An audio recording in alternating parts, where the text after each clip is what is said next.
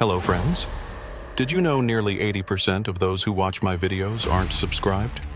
If you enjoy these stories, please hit that subscribe button and leave a like. It really helps. Thank you for being here. By the way, where are you watching from? Let me know in the comments. Luther Grady had been driving trucks for 23 years, and in all that time he'd learned one fundamental truth about the profession. The real money wasn't on the main highways. It was on the backroads, the forgotten stretches of asphalt that wound through places most people had never heard of and would never visit. The big shipping companies stuck to the interstates, which meant their drivers fought over the same routes, undercutting each other's rates until nobody was making decent money anymore. But Luther had figured out a different approach entirely. He'd spent years cultivating relationships with small-town suppliers, mom-and-pop operations that needed goods moved but couldn't afford the rates the big companies charged. It wasn't glamorous work, and the roads were often in terrible condition, but it paid better than anything he could get with the major freight lines. He'd been working one particular route for about 8 months now, running between Billings and a series of small towns in the northwestern part of Montana, places so remote they barely showed up on most maps. The route took him through some of the most beautiful and desolate country he'd ever seen, vast stretches of rolling hills and dense pine forests that seemed to go on forever in every direction. The town he was heading to this particular November evening was called Mill Ridge, population 347 according to the faded sign at the town limits. Luther had been making deliveries there twice a month since April, dropping off supplies for the general store that served as the town's primary source of everything from groceries to hardware. The owner, a weathered man in his 60s, paid in cash and never asked questions about invoices or insurance, which suited Luther just fine. The arrangement was profitable enough that Luther had started looking for similar opportunities in other isolated communities throughout the state. He'd learned that these small towns, the ones that were slowly dying as young people moved away and businesses closed down, were often desperate enough to work with independent operators like himself. They couldn't be picky about certifications or proper documentation when the alternative was driving 3 hours to the nearest Walmart. Luther had left Billings around 2 in the afternoon, planning to reach Mill Ridge by 8 or 9 that evening. The route he'd mapped out took him off the main highway after about 90 miles, onto a series of county roads that would save him nearly an hour of driving time. He'd driven these roads dozens of times before and knew every curve and pothole by heart. The November sky was already darkening by 4:30, and by 5 it was completely black except for the cone of illumination from his headlights. This was the part of the job that Luther actually enjoyed, the solitude of the open road with nothing but the rumble of the engine and the occasional burst of static from the CB radio to keep him company. He'd tried listening to podcasts and audiobooks like some of the younger drivers did, but he found them distracting.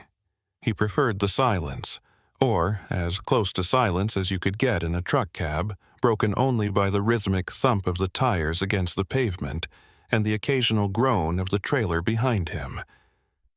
The county road he was traveling on had been paved sometime in the distant past, but had long since deteriorated into a patchwork of asphalt and gravel.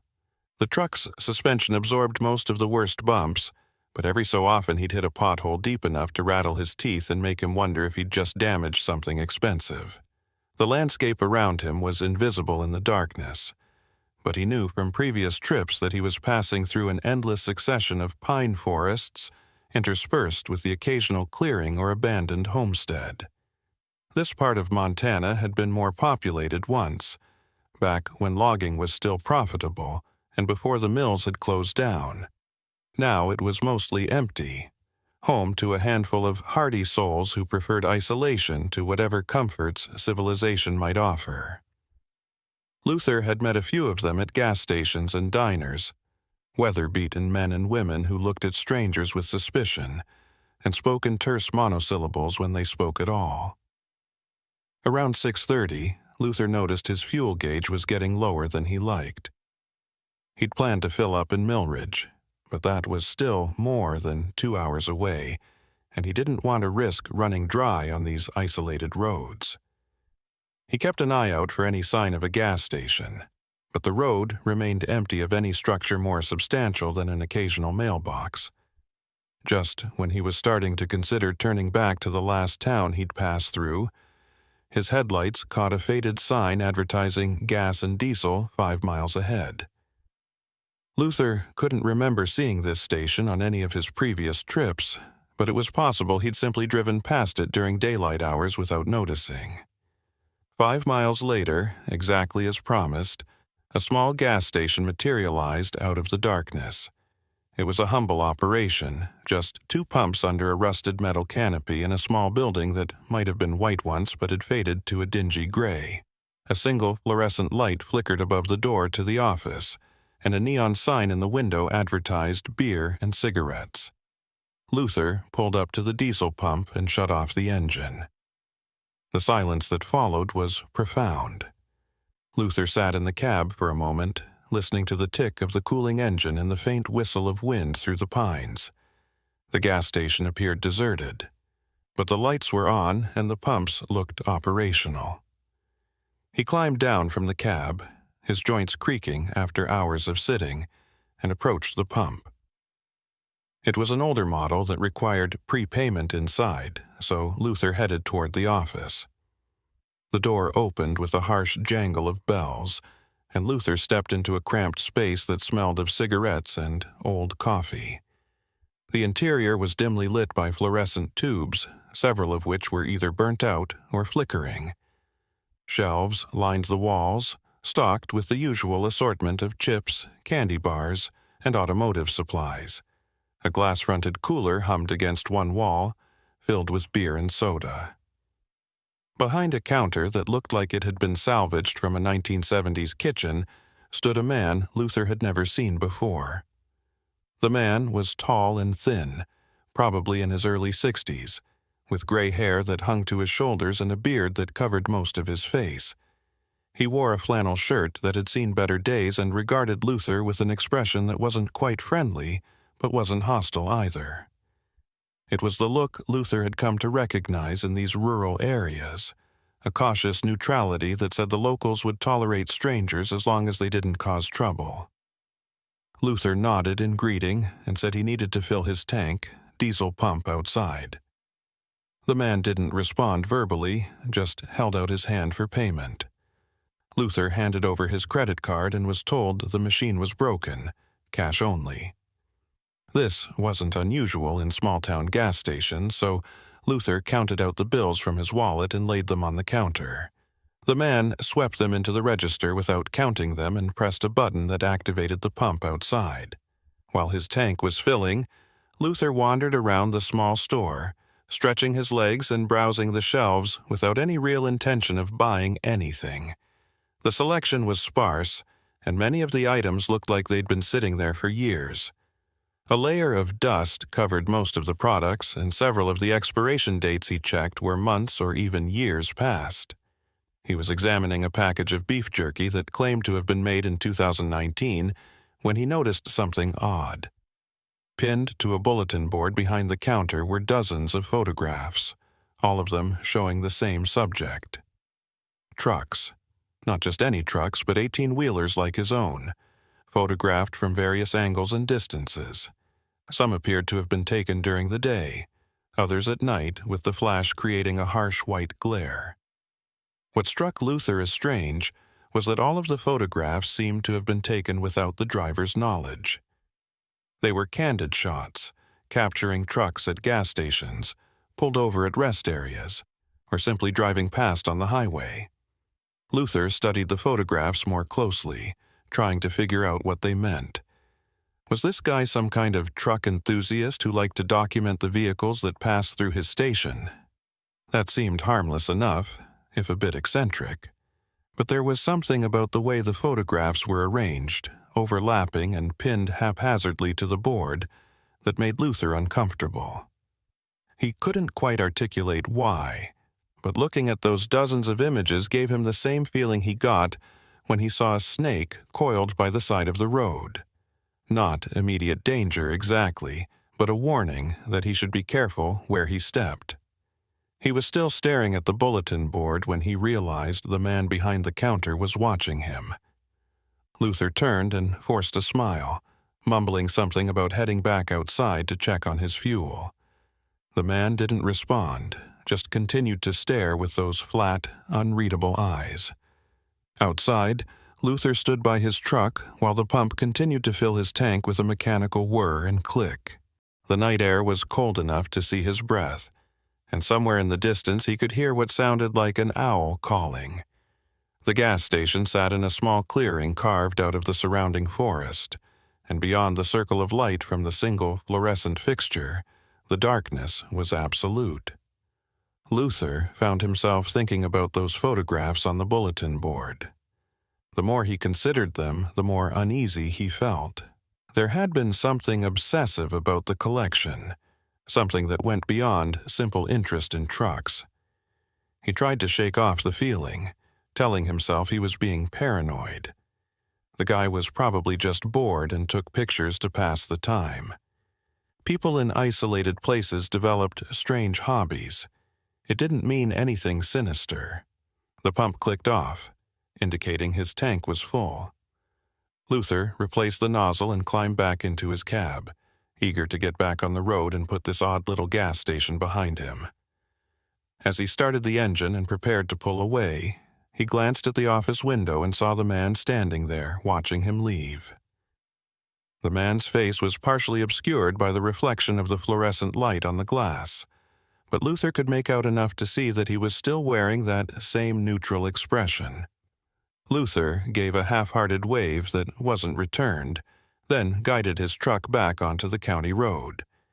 As the gas station's lights faded in his mirrors, he felt an irrational sense of relief, as if he'd just escaped from something dangerous, even though nothing threatening had actually occurred.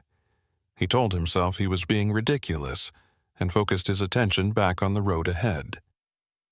The route to Millridge continued through increasingly dense forest, the road twisting and turning as it followed the contours of the land. Luther had driven this stretch many times before, but tonight it seemed different somehow. The darkness felt heavier, more oppressive, and the trees that pressed close to the road on both sides seemed to loom over him like silent witnesses. He tried to dismiss these thoughts as the product of his encounter at the gas station, but the feeling persisted. Several times he found himself checking his mirrors, half expecting to see headlights following him, but the road behind remained empty. He passed through 2 more small towns, both of them seemingly deserted at this hour, with only a few lights visible in the windows of scattered houses. At one point he considered stopping at a diner he'd eaten at before, but the parking lot was empty and the place looked closed, so he kept driving. Around 8:15, Luther's CB radio crackled to life with a burst of static followed by a voice.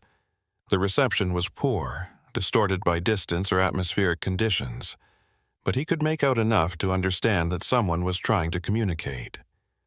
The voice was male, older, and seemed to be asking if anyone was monitoring the channel. Luther picked up his handset and responded, identifying himself and his location. There was a long pause, filled only with static, and then the voice came back. The man introduced himself as Sheriff Eldon Tullis of Millridge, and he wanted to know if Luther was the truck driver who'd been making regular deliveries to their town.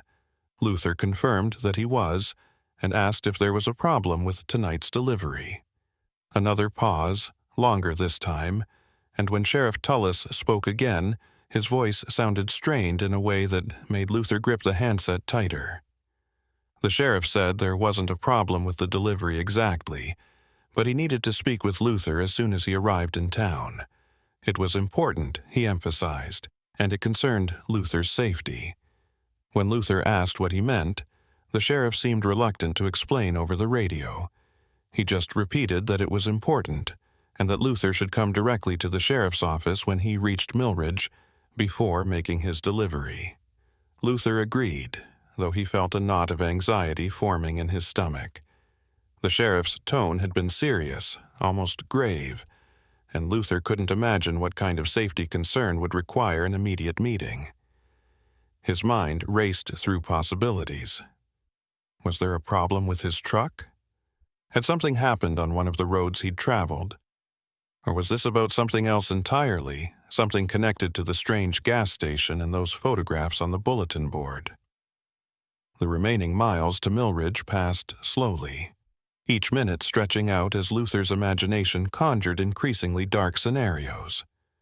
By the time he saw the town's lights ahead, he'd worked himself into a state of genuine fear, though he couldn't have explained exactly what he was afraid of. Millridge appeared out of the darkness like an island of light in an ocean of trees, its main street lined with buildings that looked like they hadn't changed since the 1950s. The town was quiet, almost eerily so, with no traffic and only a few pedestrians visible on the sidewalks. Luther guided his truck down Main Street following the sheriff's directions to a small brick building at the far end of town. A sign out front identified it as the Millridge Sheriff's Office, and a single patrol car sat in the parking lot. Luther pulled his truck into a space large enough to accommodate it and shut off the engine. For a moment, he sat in the cab, staring at the building and wondering what he was about to walk into. Then he took a deep breath, opened the door, and climbed down into the cold November night. The sheriff's office was warm and brightly lit after the darkness outside. A small reception area led to a larger office beyond, and Luther could see a man sitting at a desk, speaking on a telephone. The man looked up as Luther entered, said something into the phone, and then hung up. He stood and came around the desk, extending his hand in greeting. Sheriff Eldon Tullis was a big man in his 50s, with the weathered face of someone who'd spent most of his life outdoors. He wore a tan uniform with a badge pinned to his chest, and his expression was serious but not unfriendly. He thanked Luther for coming straight over and gestured for him to take a seat in one of the chairs facing the desk. Luther sat down, his unease growing as he waited for the sheriff to explain what this was about. Sheriff Tullis returned to his own chair and leaned back, studying Luther with an intensity that made him want to squirm. Finally, the sheriff spoke. He asked Luther how long he'd been making deliveries to Millridge, and whether he'd noticed anything unusual on his trips through the area. Luther thought about the gas station and those photographs, but he wasn't sure if that qualified as unusual enough to mention. He said he'd been coming to Millridge for about 8 months, and that he generally kept to himself and didn't pay much attention to anything beyond the road. The sheriff nodded slowly, as if this was the answer he'd expected, but not the one he'd hoped for. Then he asked Luther a question that made his blood run cold. Had Luther ever met a woman named Meredith Claiborne? The name meant nothing to Luther. He shook his head and told the sheriff he'd never heard of anyone called Meredith Claiborne, and he certainly hadn't met her. Sheriff Tullis seemed to deflate slightly at this response, as if he'd been hoping for a different answer. He reached into a desk drawer and pulled out a photograph, sliding it across the desk toward Luther. The image showed a woman in her late 30s or early 40s, with dark hair pulled back in a ponytail and a serious expression. She was attractive in an understated way, with sharp features and intelligent eyes. Luther studied the photograph for several seconds, trying to place the face, but he was certain he'd never seen this woman before in his life. He told the sheriff as much and asked what this was about. Sheriff Tullis took the photograph back and stared at it for a moment before speaking. Meredith Claiborne, he explained, had been a resident of Millridge for the past 7 years. She'd moved to town from somewhere back east, the sheriff wasn't sure exactly where, and had kept mostly to herself. She lived in a small house on the outskirts of town, worked remotely doing something with computers, and rarely socialized with the other residents. People in Millridge had learned to respect her privacy, the way small-town folks often did with newcomers who made it clear they wanted to be left alone. There was nothing particularly unusual about her, nothing that would have drawn attention or concern, until about 6 weeks ago when she'd suddenly vanished. The sheriff paused here, letting this information sink in. Luther felt his stomach tighten. He asked what the sheriff meant by vanished, and whether they'd filed a missing person report. The sheriff confirmed that yes, a report had been filed, but the circumstances of her disappearance were complicated. Meredith hadn't left any note or indication of where she was going. Her car was still parked in her driveway, her house was locked up tight, and according to her neighbors, she hadn't mentioned any plans to travel. At first, the sheriff had assumed she might have gone hiking in the surrounding wilderness and gotten lost or injured, so he'd organized search parties to comb the nearby forests and trails. They'd found nothing, not a single trace of her. Then he'd started looking into her background, trying to find family members or friends who might know where she'd gone, and that's when things had gotten strange. Meredith Claiborne, it turned out, barely existed on paper. She had no social media presence, no credit cards, no bank accounts beyond a single checking account at the local bank. The address she'd given when she rented her house led to an empty lot in Pennsylvania. Her references had all been fake. It was as if she'd constructed an entirely false identity for herself, and now that identity had simply evaporated. Luther listened to all of this with growing confusion. He still didn't understand what any of it had to do with him or why the sheriff had asked him to come directly to the office. When he posed this question, Sheriff Tullis leaned forward in his chair and fixed Luther with a look that was equal parts concerned and suspicious. The sheriff explained that in the process of investigating Meredith's disappearance, he'd been reviewing footage from the few security cameras around town, trying to establish a timeline of her last known movements.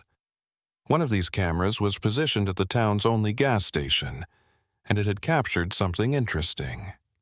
About 2 weeks before Meredith disappeared, the camera had recorded her having a conversation with a truck driver who'd stopped to fill up. The conversation had lasted several minutes, and although there was no audio, the body language suggested they knew each other. The sheriff had shown the footage to several people in town, but nobody recognized the truck driver. That is, until Luther had started making regular deliveries to Millridge. The implication was clear, and Luther felt a surge of anger mixed with fear.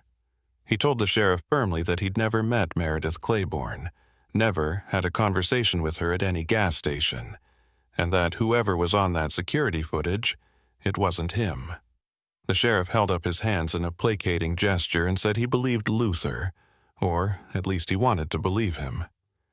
But the truck in the footage had looked very similar to Luther's rig, right down to the company name painted on the side, and the driver had been wearing the same type of jacket Luther had on right now. Could Luther explain that? Luther's mind raced. He thought about the photographs on the bulletin board at that strange gas station, all those images of trucks taken without the driver's knowledge. He thought about the way the man behind the counter had watched him with those flat, expressionless eyes, and suddenly he understood what was happening, or at least he thought he did. Luther told the sheriff about the gas station where he'd stopped earlier that evening, about the photographs of trucks pinned to the bulletin board, and about the uncomfortable feeling he'd gotten from the man who ran the place. He suggested that maybe, just maybe, someone was impersonating truck drivers, using their vehicles and identities for purposes Luther couldn't begin to guess at. The sheriff listened to this theory without interrupting, his expression growing more troubled with each word. When Luther finished, there was a long silence. Finally, Sheriff Tullis asked Luther to describe exactly where this gas station was located. Luther did his best to provide directions, explaining which roads he'd taken and approximately how many miles from Millridge it had been. The sheriff pulled out a map and had Luther trace the route with his finger, marking the approximate location of the gas station. When Luther indicated the spot, the sheriff's expression changed to something Luther couldn't quite read. It was a mixture of confusion and what might have been fear, though the sheriff tried to hide it. He told Luther that according to this map, there was no gas station at that location. In fact, there hadn't been a gas station anywhere along that stretch of road for at least 20 years, not since the old Murphy's service station had burned down back in the early 2000s. Luther insisted that he'd just been there less than 2 hours ago, that he'd filled his tank and paid cash for the fuel. The sheriff asked if Luther had kept his receipt. Luther patted his pockets and realized he hadn't been given one. The man behind the counter had taken his cash and activated the pump without providing any kind of receipt or even acknowledging the transaction beyond that. The sheriff stood up and walked to a filing cabinet, pulling out a folder that he brought back to the desk. He opened it and extracted several photographs, spreading them out where Luther could see them. The images showed the burned-out remains of a building. Nothing left but a concrete foundation and some twisted metal that might have once been gas pumps. Tall grass and weeds had grown up around the ruins, and young trees were beginning to reclaim the space. The sheriff explained that this was all that remained of Murphy's service station, and that he'd driven past this spot himself just yesterday. There was definitely no functioning gas station there, no lights, no man behind a counter, no bulletin board covered with photographs. Luther stared at the images, feeling as if the ground had shifted beneath him. He knew what he'd seen, knew where he'd been, and yet the evidence in front of him suggested otherwise. Luther asked the sheriff if he was suggesting that Luther had hallucinated the entire experience. The sheriff said he wasn't suggesting anything, but that they needed to figure out what was really going on. He proposed that they drive out to the location together, right now, to see what was actually there. Luther agreed immediately, eager to prove that he wasn't losing his mind. They left the office together, Luther following the sheriff's patrol car in his truck as they retraced the route he'd taken earlier that evening. The drive seemed to take longer than Luther remembered, the darkness pressing in from all sides as they wound through the forest. He found himself watching his odometer obsessively, trying to calculate the exact distance from Millridge to the gas station. After about 40 minutes of driving, the sheriff's brake lights flashed, and he pulled over to the side of the road. Luther stopped behind him and climbed down from his cab. The sheriff was standing at the edge of the road, shining a powerful flashlight into the trees. Luther joined him and immediately saw what the beam was illuminating: the concrete foundation of a long-destroyed building, surrounded by overgrown vegetation and debris. There were no pumps, no canopy, no office with a flickering fluorescent light. Just ruins that had clearly been abandoned for decades. Luther felt his legs go weak. He told the sheriff this wasn't possible, that he'd been here just hours ago, that he'd stood right there and pumped diesel into his tank. The sheriff asked how much fuel Luther had purchased. Luther checked his fuel gauge and felt his confusion deepen. The tank showed 3/4 full, which was approximately where it had been when he'd stopped at the gas station. If he'd actually filled the tank as he remembered, it should be showing full. But if he hadn't stopped at all, shouldn't the gauge be lower than it was? The sheriff walked around the ruins, his flashlight beam sweeping back and forth across the overgrown foundation. He called out to Luther, asking him to describe the interior of the building he'd entered. Luther did his best, recounting details about the shelves, the cooler, the counter, and most importantly, the bulletin board covered with photographs of trucks. The sheriff listened carefully, then asked Luther to follow him. They walked around to what would have been the back of the building, where the flashlight revealed something that made Luther's heart skip. A bulletin board, weathered and rotting, still mounted to a partially collapsed wall.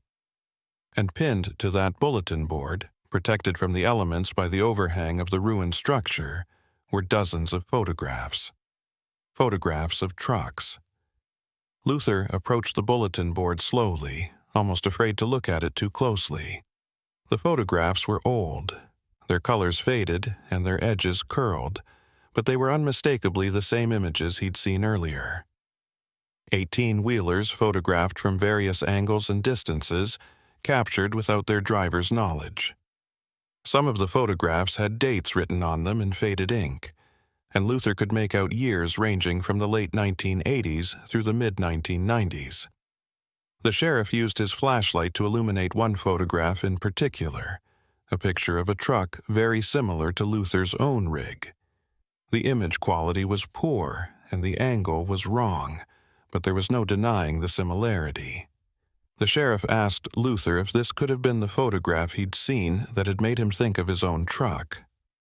Luther wanted to say no, wanted to insist that the photographs he'd seen had been recent and clear, but looking at this faded image in the flashlight beam, he found he couldn't be certain.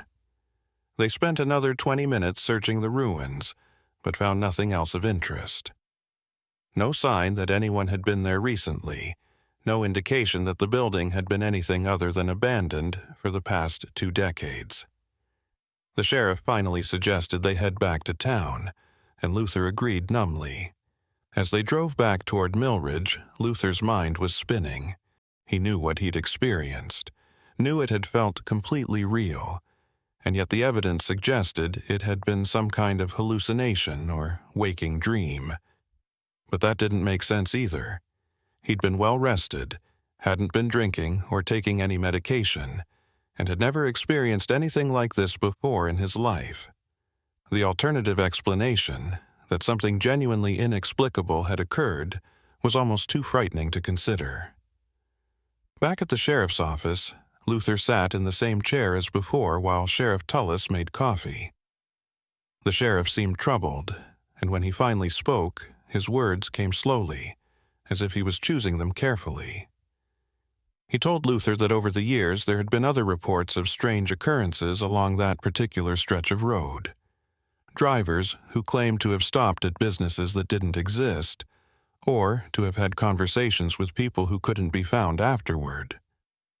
Most of these reports had been dismissed as the result of fatigue or confusion, and the sheriff himself had never taken them very seriously.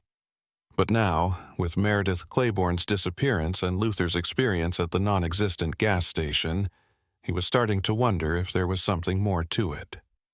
He asked Luther if he believed in things that couldn't be easily explained, supernatural things. Luther said he didn't know what he believed anymore. The sheriff then shared something he'd been reluctant to mention earlier. When they'd been investigating Meredith Claiborne's house after her disappearance, they'd found a journal hidden in a locked drawer. The journal contained entries spanning several years, and much of it was mundane stuff about her daily life and work.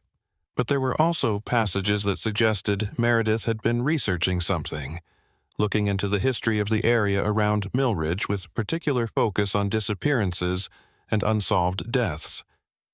She'd documented cases going back more than a century, people who'd vanished without a trace while traveling through the region. She'd also written about Murphy's service station specifically, noting that the owner, a man named Gerald Murphy, had died under suspicious circumstances in 2003. The fire that destroyed the station had started in the middle of the night, and Murphy's body had been found in the burned-out office, but the autopsy had revealed he'd been dead before the fire started. Murdered, though the killer was never found. Luther asked why the sheriff was telling him all this. The answer was both simple and terrifying. Because in that journal, Meredith Claiborne had written about believing that something was using the ruins of Murphy's service station as a lure, appearing to travelers as a functioning business in order to draw them in. She'd theorized that whatever this thing was, it had been responsible for numerous disappearances over the years, and that it might have been connected to Murphy's death as well. The sheriff had dismissed this as paranoid fantasy when he'd first read it, but after Luther's experience tonight, he wasn't so sure anymore. He asked Luther if he'd seen anyone else at the gas station besides the man behind the counter. Luther thought back and realized that no, the place had been completely empty except for the two of them. On a Friday evening, on a road that presumably saw at least some traffic, there had been no other customers at all. The sheriff suggested that Luther stay in town for the night rather than continuing on to make his delivery. The general store wouldn't be open until morning anyway, and the sheriff wanted to ask Luther some more questions after they'd both had time to think about everything.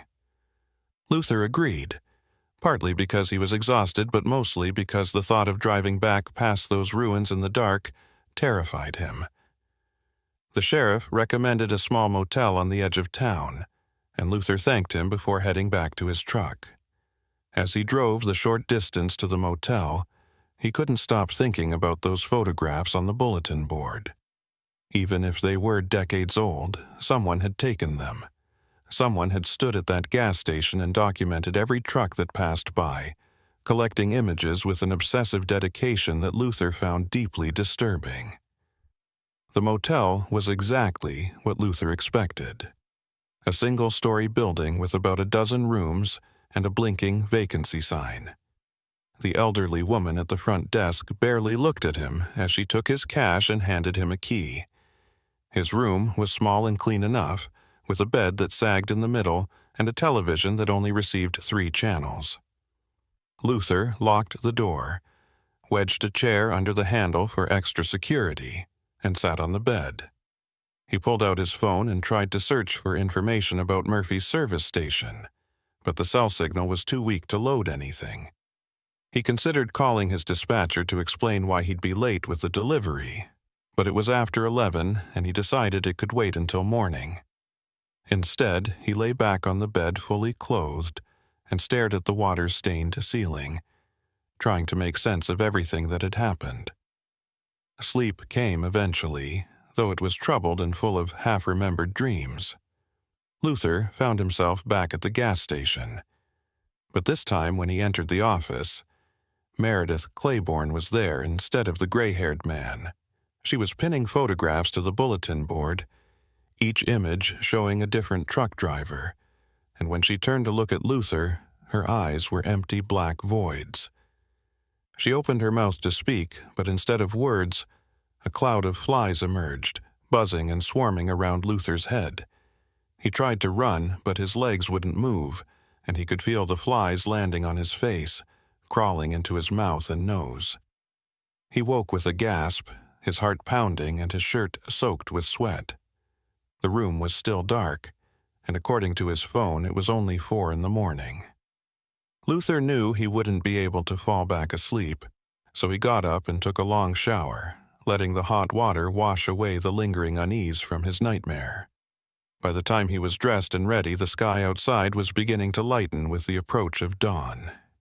He checked out of the motel and drove his truck to a diner he'd noticed the night before, one of those classic American breakfast places with vinyl booths and a laminated menu that probably hadn't changed since the 1980s.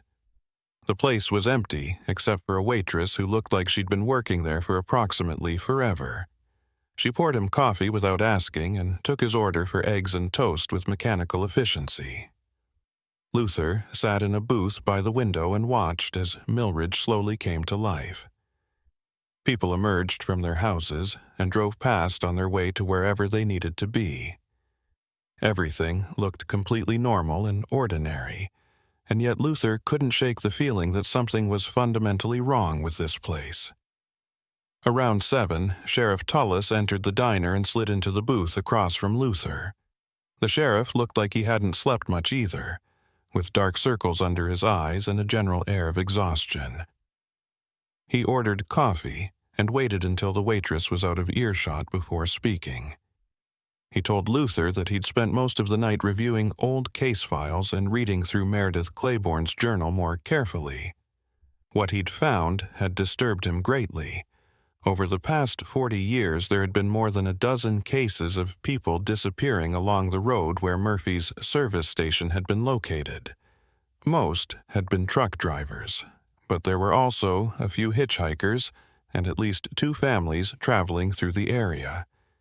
In each case, the victims had simply vanished without a trace, their vehicles sometimes found abandoned at the side of the road, sometimes never found at all. The cases had never been connected because they'd occurred sporadically over such a long period of time, and because there was no physical evidence linking them together. But Meredith Claiborne had connected them. She'd created a timeline documenting every disappearance, every strange report, every unexplained death in the region. And at the center of it all was Murphy's service station. According to her research, the station had been built in 1967 on land that had previously been the site of a logging camp. That camp had been the location of a brutal murder in 1952, when a worker had killed 3 of his colleagues before disappearing into the wilderness. His body had never been found, and the logging camp had been abandoned shortly afterward. Meredith had theorized that there was something about that specific location, some quality that attracted violence and tragedy. She'd believed that Murphy's death in 2003 hadn't been random, but rather part of a pattern that stretched back decades, and she'd been trying to prove it when she disappeared. Luther asked the sheriff what he thought had happened to Meredith.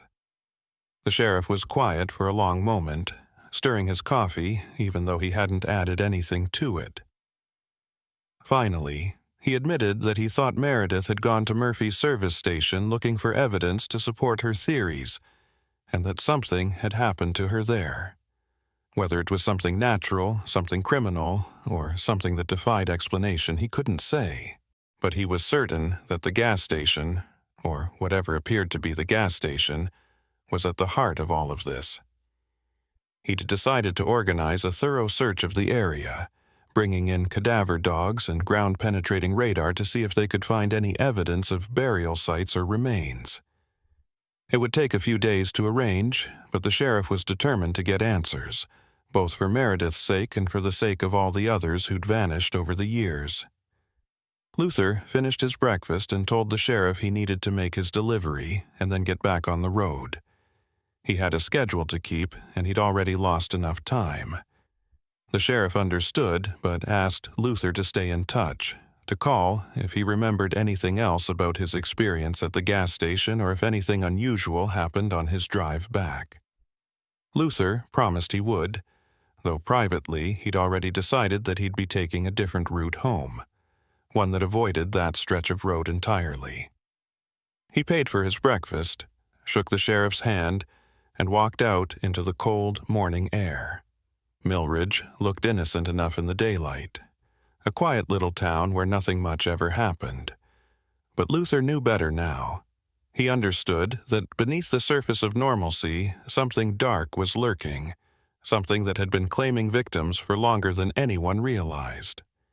The delivery to the general store went smoothly enough. The owner paid in cash as usual and helped Luther unload the supplies without much conversation. Luther considered warning the man about what had happened, about the gas station and the disappearances, but he decided against it. What would he say that wouldn't make him sound crazy? By 9:30, he was back on the road, heading east toward the Billings on a different route than the one he'd taken coming in. The highway he chose was busier and better maintained, and though it added an extra hour to his journey, Luther didn't care. He would gladly pay that price to avoid ever seeing Murphy's service station again, whether it existed or not. The drive back to Billings should have been uneventful, and for the first 2 hours it was. Luther kept the radio off, preferring silence as he processed everything that had happened in the past 24 hours. The highway stretched ahead of him, busy enough with mid-morning traffic that he felt a measure of comfort in not being alone on the road. Every few miles he'd pass another truck or be passed by one, and each time he felt a small sense of relief. There was safety in numbers, he'd decided, even if that safety was an illusion. He kept checking his mirrors obsessively, though he couldn't have said what he was looking for. Some part of him expected to see that gray-haired man from the gas station following him, though that made no rational sense. The man hadn't existed, or at least the gas station hadn't existed, which meant the man probably hadn't either. Unless he had existed in some way that Luther didn't understand and didn't want to think about too carefully. Around noon, Luther's phone rang. It was Sheriff Tullis, and the man's voice sounded strained even through the poor cell connection. The sheriff asked if Luther was still in the area, or if he'd already left Millridge. Luther told him he was about 2 hours east, well on his way back to Billings. There was a pause, and then the sheriff asked Luther if he'd noticed anything unusual on his drive, anyone following him or any vehicles that seemed to be pacing him. Luther's grip tightened on the steering wheel. He asked why the sheriff wanted to know, and the answer made his blood run cold. A woman had come into the sheriff's office about an hour ago, claiming to be Meredith Claiborne. The sheriff had been shocked to see her alive, and his first questions had been about where she'd been and what had happened to her. But the woman's answers had been strange, vague, and contradictory. She'd claimed she'd been visiting family in another state, even though the sheriff knew for a fact that Meredith had no living family. When he'd pressed her for details, she'd become agitated and then simply walked out of the office. Luther asked if the sheriff had tried to stop her, and Tullis explained that he'd followed her outside, but by the time he reached the street, she'd vanished, just disappeared into thin air, despite the fact that there was nowhere she could have gone in the few seconds it took him to get through the door. The sheriff had searched the immediate area and questioned several people who'd been on the street at the time, but nobody had seen which direction she'd gone. It was as if she'd never been there at all. Except for one thing. She'd left behind a photograph on the sheriff's desk. The photograph showed Luther's truck, taken from an angle that suggested it had been shot while Luther was stopped at a traffic light or stop sign. The sheriff had immediately tried to call Luther to warn him, though he wasn't entirely sure what he was warning him about. All he knew was that whatever was happening in Millridge, whatever had taken Meredith Claiborne and all those other people over the years, it seemed to have taken an interest in Luther. Luther's first instinct was to dismiss this as paranoia or coincidence, but he couldn't quite manage it. He asked the sheriff to describe the woman who'd claimed to be Meredith Claiborne. The description matched the photograph Luther had seen the night before. Dark hair, sharp features, intelligent eyes. But there was one detail the sheriff mentioned that hadn't been in the photograph. The woman's hands had been stained with what looked like old oil or grease, the kind that gets ground into your skin after working on an engine and never quite washes out completely. And when she'd walked, the sheriff had noticed she was leaving faint footprints on the floor, even though it hadn't rained and her shoes appeared dry. The footprints had looked dark, almost black, and they'd smelled of ash. By the time the sheriff had thought to examine them more closely, they'd faded away entirely, as if they'd never existed.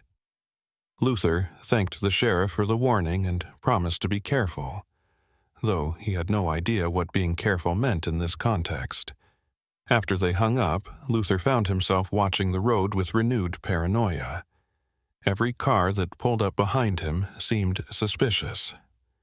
Every truck that passed him might contain someone or something watching him. He told himself he was being irrational, that there was no way anyone or anything could be following him on a busy highway in broad daylight, but the feeling persisted. Around 1 o'clock, he stopped at a rest area to use the bathroom and stretch his legs. The parking lot was full of vehicles, families, and solo travelers taking breaks from their journeys, and the normalcy of it all should have been comforting. Instead, Luther found himself studying every person he passed, looking for signs of something wrong, something off. In the bathroom, he splashed cold water on his face and stared at his reflection in the mirror. He looked exhausted, with bloodshot eyes and skin that seemed paler than usual. He'd been driving professionally for more than 2 decades, and in all that time he'd never experienced anything like the past 24 hours. He'd heard stories from other truckers, of course, tales of strange encounters on lonely roads and unexplained phenomena witnessed in the dark hours before dawn. He'd always dismissed these stories as the products of fatigue and imagination, the kind of thing that happened when you spent too many hours alone with nothing but your thoughts for company. Now, he wasn't so sure. Now he was starting to understand that there were things in the world that couldn't be easily explained or rationalized away, and that some roads went to places that weren't marked on any map. When Luther returned to his truck, he found something that made his heart skip. Tucked under his windshield wiper was a photograph. It showed his truck parked at this very rest area, taken from somewhere in the tree line that bordered the parking lot. The angle and quality suggested it had been shot within the past few minutes while Luther was inside the building. He grabbed the photograph and looked around wildly, scanning the parking lot and the surrounding woods for any sign of who might have taken it. There were dozens of people visible, but none of them seemed to be paying any attention to him. No one was holding a camera or acting suspicious. Luther climbed into his cab and locked the doors, his hands shaking as he examined the photograph more closely. It was printed on the same type of old-fashioned photo paper as the images he'd seen on the bulletin board at Murphy's service station, with slightly faded colors and a grainy quality that suggested it had been developed in a darkroom rather than printed digitally. Luther started his engine and pulled out of the rest area as quickly as he could safely manage, merging back onto the highway with his heart pounding. He considered calling Sheriff Tullis back, but what would he say? That someone had taken his picture at a public rest stop? That wasn't a crime, and without more evidence, it just made him sound paranoid. Instead, he focused on putting as much distance as possible between himself and Millridge, pushing his truck as fast as he dared without risking a speeding ticket. The miles rolled by slowly, each one feeling like it took forever. Luther found himself checking his mirrors constantly, looking for any vehicle that might be following him, but the traffic behind him was constantly changing. Cars and trucks would appear, follow him for a few miles, then exit or speed past. There was no way to tell if any of them were actually following him or just traveling in the same direction. Around 3 in the afternoon, Luther's phone rang again. This time it was his dispatcher, wanting to know why he hadn't checked in after completing his delivery. Luther apologized and gave a vague explanation about cell phone problems and losing track of time. The dispatcher accepted this without question and gave Luther his next assignment: a pickup in Great Falls tomorrow morning, followed by a delivery to Spokane.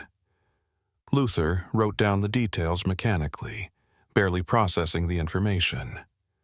All he wanted was to get home to Billings, lock himself in his apartment, and try to forget everything that had happened.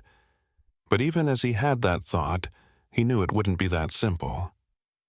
Whatever had happened at Murphy's service station, whatever had taken an interest in him, wasn't going to just let him walk away. He could feel it somehow, a certainty that settled in his gut like a stone.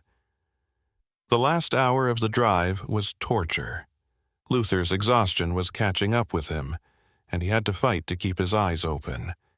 Several times he caught himself drifting toward the shoulder and had to jerk the wheel to correct his course. He considered pulling over to rest, but the thought of stopping anywhere, even in broad daylight, terrified him. So he pushed on, chugging coffee from a thermos that had long since gone cold and rolling down his window to let the frigid air blast him in the face. When the Billings city limits sign finally appeared, Luther felt a wave of relief so intense it almost made him dizzy. He was home, or as close to home as he ever got these days. His apartment was in a complex on the east side of town, a generic 2-bedroom unit that he'd barely bothered to furnish. He spent so little time there that it had never seemed worth the effort to make it feel like a real home. Luther parked his truck in the lot of the trucking company he contracted with, transferred his personal belongings to his car, and drove to his apartment. The sun was setting by the time he pulled into his parking spot, casting long shadows across the complex. He grabbed his bag from the back seat and hurried to his door, fumbling with his keys in his haste to get inside.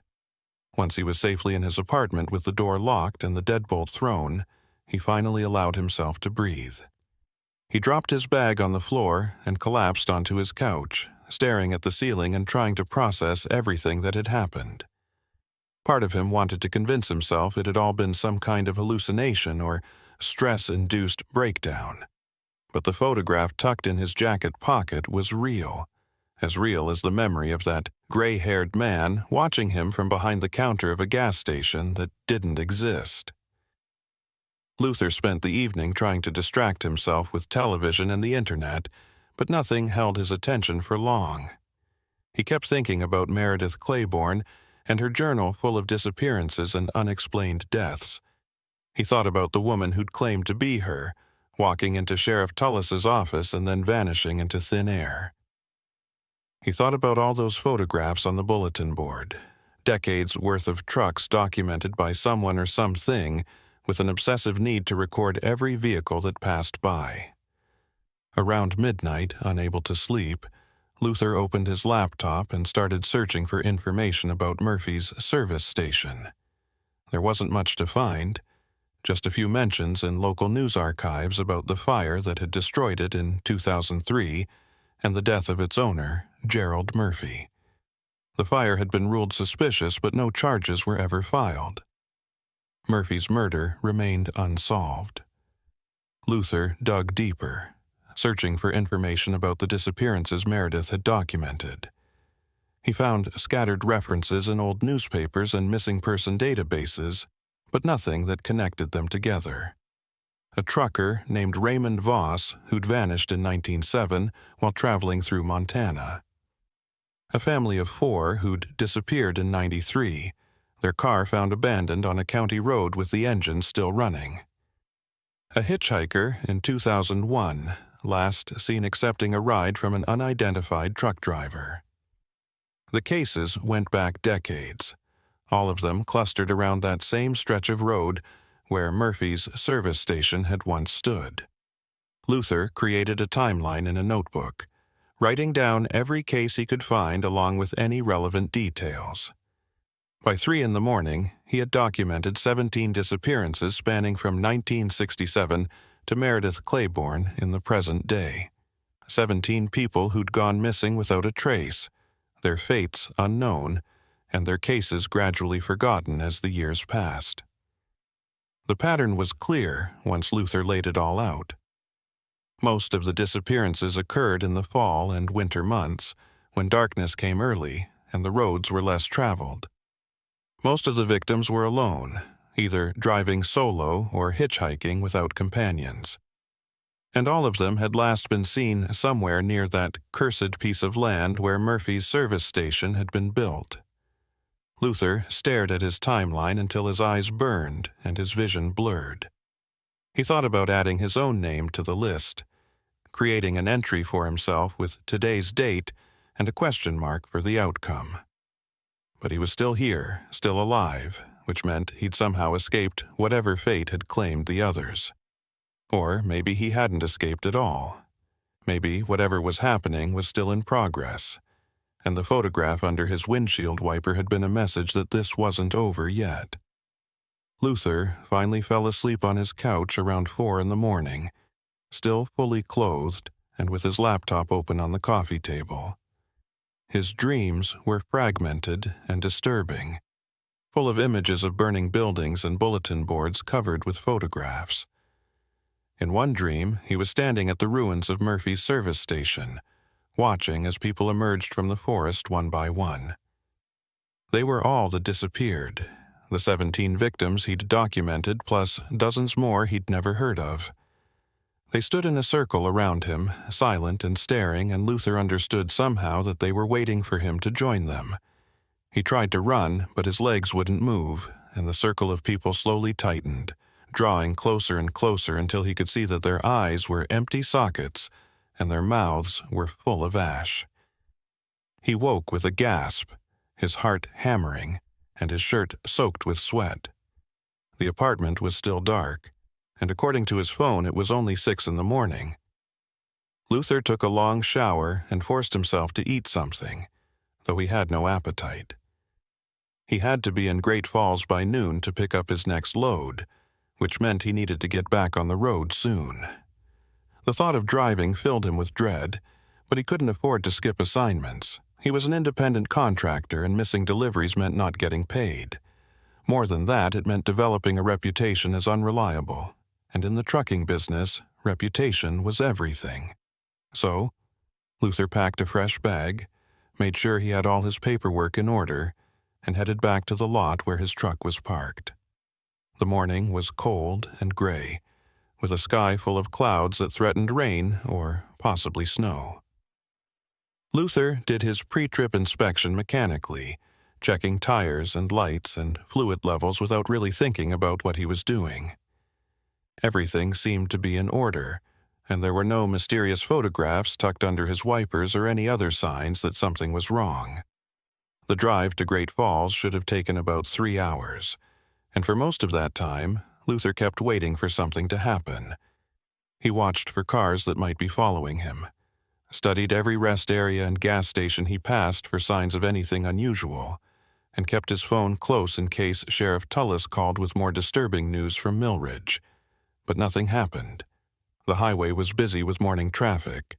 The weather held despite the threatening clouds, and Luther reached Great Falls without incident.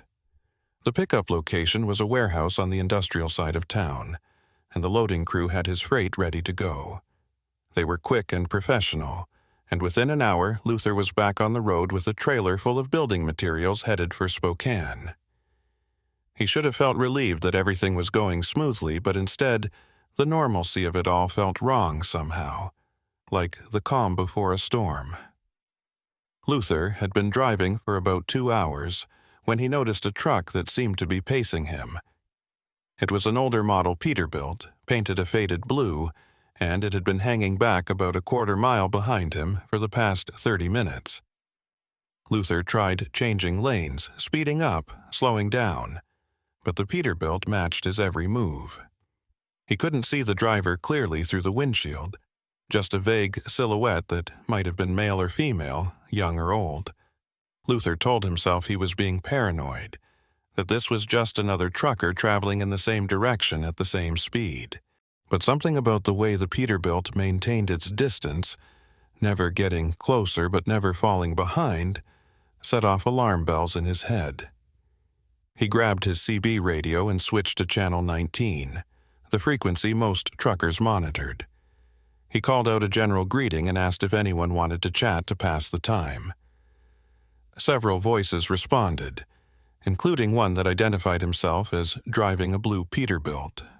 Luther asked the Peterbilt driver where he was headed, and the voice said Spokane, same as Luther. They chatted for a few minutes about nothing in particular.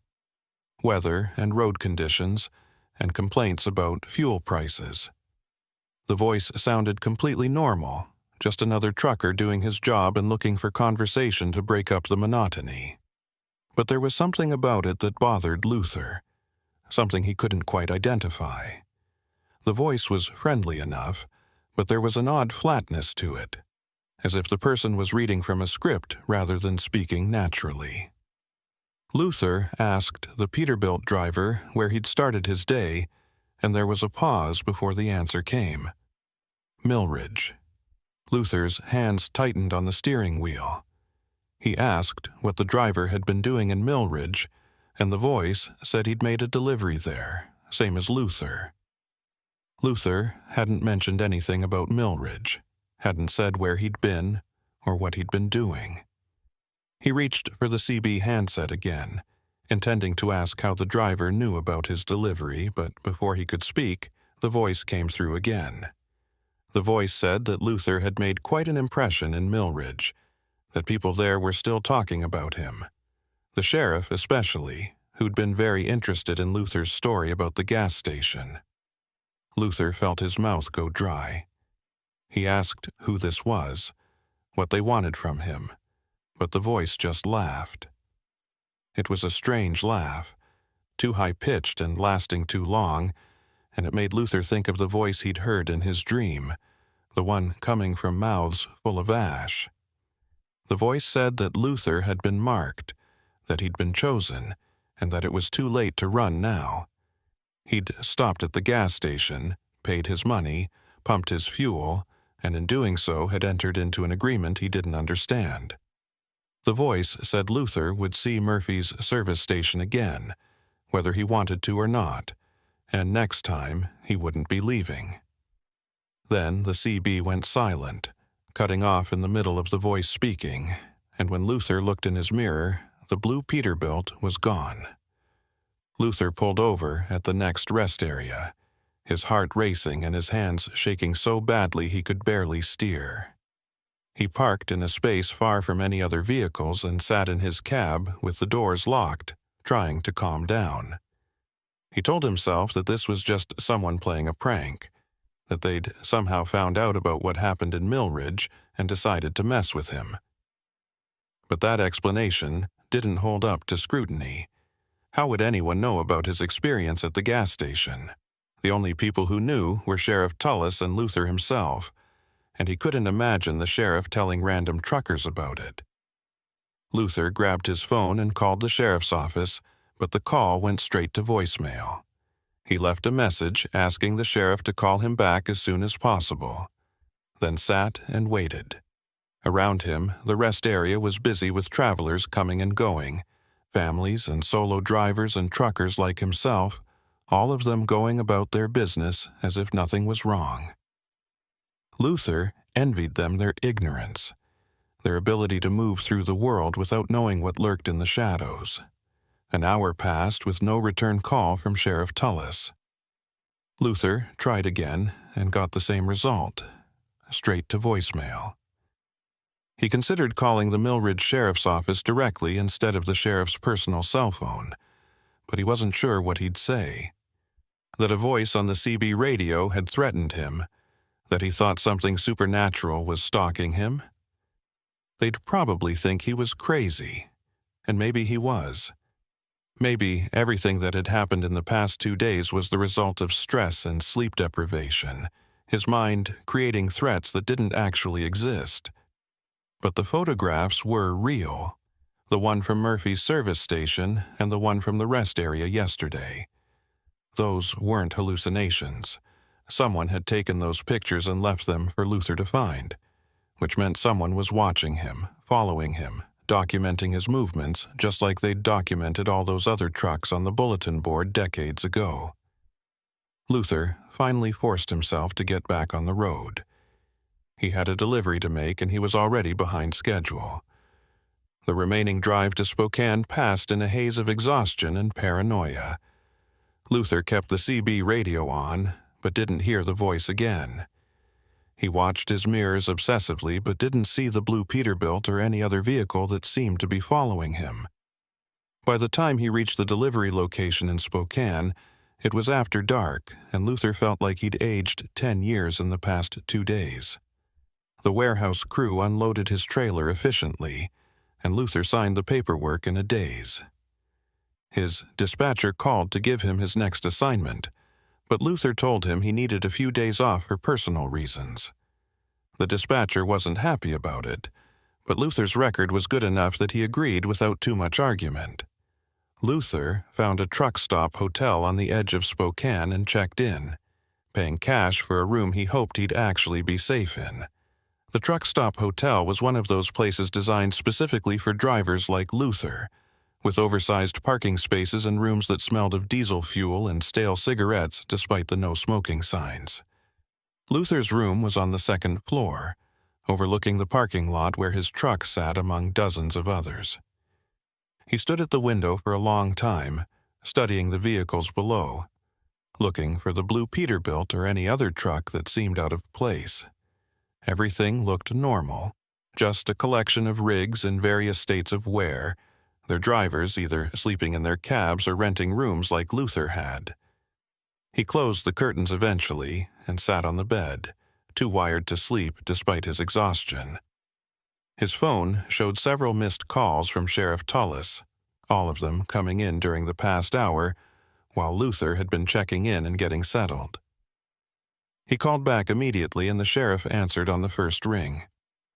Sheriff Tullis sounded shaken in a way he hadn't before, his voice tight with barely controlled fear. He asked Luther where he was and whether he was somewhere safe. Luther told him about the truck stop hotel in Spokane and asked what had happened. The sheriff was quiet for a moment, and Luther could hear him breathing heavily on the other end of the line. When he finally spoke, his words came out in a rush, as if he needed to say them quickly before he lost his nerve. After the woman, claiming to be Meredith Claiborne, had disappeared from his office, the sheriff had decided to drive out to her house on the edge of town. He'd been there dozens of times during the investigation into her disappearance, but something had drawn him back, a feeling he couldn't quite explain that he needed to look one more time. The house had been locked up since Meredith vanished, the windows dark and the yard overgrown. The sheriff had let himself in with the key the landlord had provided months ago, and what he'd found inside had nearly made him turn around and run.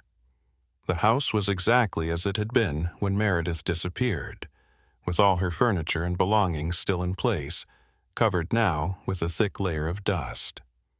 But in the living room, spread across the floor in a pattern that must have taken hours to arrange, were photographs. Hundreds of them, maybe thousands, all showing the same subject, Luther's truck. The images showed Luther's rig from every conceivable angle and distance, taken at different times of day and in different locations. Some were clearly shot while Luther was driving, the truck captured in motion on various highways. Others showed the truck parked at rest areas, gas stations, and delivery locations. A few appeared to have been taken from inside Luther's cab, showing the view through his windshield or the interior of the sleeper berth behind the driver's seat. The sheriff had recognized Luther's truck immediately from the company name painted on the side, and the realization of what he was looking at had made his blood run cold. Luther felt his stomach drop as the sheriff described the scene. He asked how someone could have taken photographs from inside his truck without him knowing, and the sheriff said he had no answer to that question. What made it even more disturbing was that many of the photographs appeared to be old, printed on the same type of vintage photo paper as the images from Murphy's service station. Some were dated, with handwritten notations in the margins indicating when and where they'd been taken. The dates went back years, long before Luther had ever driven through Millridge or anywhere near that part of Montana. It was as if someone had been documenting his movements for his entire career as a trucker, compiling a comprehensive record of everywhere he'd been and everything he'd done. The sheriff had taken photos of the display with his phone and said he'd email them to Luther so he could see for himself. He'd also called in a forensics team to process the scene, though he wasn't sure what they'd be able to find beyond the photographs themselves. Luther asked if the sheriff had any idea who was behind this, whether it was connected to whoever had killed Gerald Murphy back in 2003. The sheriff said he'd been thinking about that, trying to make sense of the timeline and the patterns. Gerald Murphy had owned and operated the gas station from 1967 until his death in 2003, a span of 36 years. During that time, at least a dozen people had disappeared along that stretch of road, their cases never solved and eventually forgotten. Murphy had been found dead in his office with his throat cut, and the killer had set fire to the building to cover up the crime. The authorities at the time had assumed it was a robbery gone wrong, but the sheriff now believed it had been something else entirely. He thought Murphy might have been documenting the trucks that passed by his station, collecting photographs for reasons unknown, and that eventually someone or something had put a stop to it. The fire had destroyed most of the records, but the bulletin board outside had survived, protected from the flames by its location away from the main building. The sheriff's theory was that whatever had driven Murphy to document those trucks had continued after his death, finding new ways to collect images and new victims to prey upon. Meredith Claiborne had stumbled onto this pattern during her research, and her investigation had drawn the attention of whatever force was behind it all. She'd disappeared, and now someone or something was using her house as a base of operations, filling it with photographs of Luther's truck, just as Murphy had once filled his bulletin board with images of other vehicles. The sheriff admitted he didn't know if what they were dealing with was a human predator or something else, something that defied rational explanation. He'd spent his entire career dealing with crimes that made sense, that followed logical patterns and could be solved through evidence and deduction. But this was different. This felt like stepping into territory where normal rules didn't apply, and the very fabric of reality seemed thin and unstable. Luther thanked the sheriff for the warning and promised to be careful, though he still had no clear idea what being careful meant in this situation. After they hung up, Luther sat on the bed and waited for the email with the photographs. It arrived about 10 minutes later, and Luther's hands were shaking as he opened the attachment on his phone. The images the sheriff had taken showed exactly what he'd described: a living room floor covered with hundreds of photographs, all arranged in neat rows that stretched from wall to wall. Luther zoomed in on individual photos, trying to see the details, and what he saw made him feel sick. There were pictures of him climbing into his truck, pictures of him at gas pumps, pictures of him eating in diners and sleeping in rest areas. There were even photographs that appeared to have been taken through his apartment window, showing him sitting on his couch or standing in his kitchen. Whoever had compiled this collection had been watching him for years, documenting every aspect of his life with an obsessive attention to detail that felt almost worshipful in its intensity. Luther set his phone down and tried to think clearly despite the fear that was threatening to overwhelm him. He'd been targeted for some reason, marked for attention by something that had been operating for decades, claiming victims and leaving no trace of its activities beyond cryptic photographs and unsolved disappearances. The question was why? What made him different from any other trucker on the road? He'd never met Gerald Murphy, had never even heard of the man until a few days ago. He'd never been to Millridge before 8 months ago when he started making deliveries there. There was no obvious connection between himself and the other victims, no common thread that might explain why he'd been chosen, unless it wasn't about who he was, but rather something he'd done. Some action that had marked him for attention without his knowledge or understanding. Luther thought back to his first trip to Millridge, trying to remember if anything unusual had happened. It had been a routine delivery, nothing memorable about it. He'd driven up from Billings, dropped off supplies at the general store, and driven back. He hadn't stopped at any gas stations along the way because he'd filled his tank before leaving. He hadn't talked to anyone except the store owner, and their conversation had been limited to business. There was nothing in that first trip that should have drawn attention to him, nothing that would explain why someone would start photographing him obsessively from that point forward. But the photographs the sheriff had found were dated going back years before that first delivery, which meant Luther had been on someone's radar long before he ever drove through Millridge. The thought was terrifying because it suggested that whatever was happening had been set in motion years ago, a slow-moving trap that Luther had walked into without ever realizing he was in danger. Sleep was impossible. Luther spent the night pacing his small hotel room, jumping at every sound from the hallway or parking lot below. Several times he pulled back the curtain to check on his truck, making sure it was still there and that nobody was tampering with it. Around 3 a.m, he saw a figure walking through the parking lot, moving between the trucks with purpose. Luther watched as the figure approached his rig and stopped beside it, looking up at the hotel as if trying to determine which room Luther was in. The figure was too far away, and the lighting too poor for Luther to make out any details, but something about the way it moved seemed wrong, mechanical and jerky like a puppet being manipulated by an inexperienced handler. Luther grabbed his phone to call the police, but by the time he'd unlocked it and opened the dialer, the figure had vanished. He spent the next hour watching the parking lot, but the figure didn't reappear. When morning finally came, Luther felt like he'd been awake for days. He checked out of the hotel and went through his pre-trip inspection with paranoid thoroughness, looking for any signs that someone had tampered with his truck during the night. Everything seemed normal, all the seals intact and no obvious damage or modifications. He climbed into the cab and sat there for a few minutes, trying to decide what to do next. His dispatcher had given him a few days off, which meant he didn't have any immediate obligations. He could drive back to Billings and lock himself in his apartment, but that felt like admitting defeat.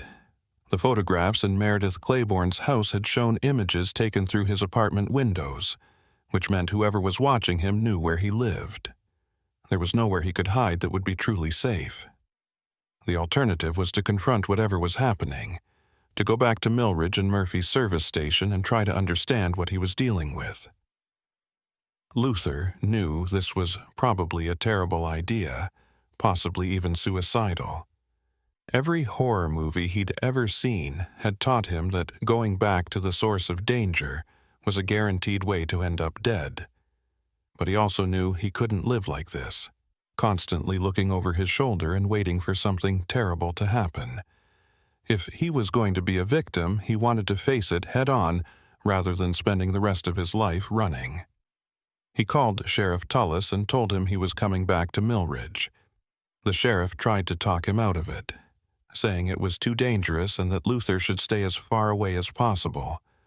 But Luther was insistent. He told the sheriff he needed to see Murphy's service station again, needed to understand what had happened to him there and why he'd been chosen.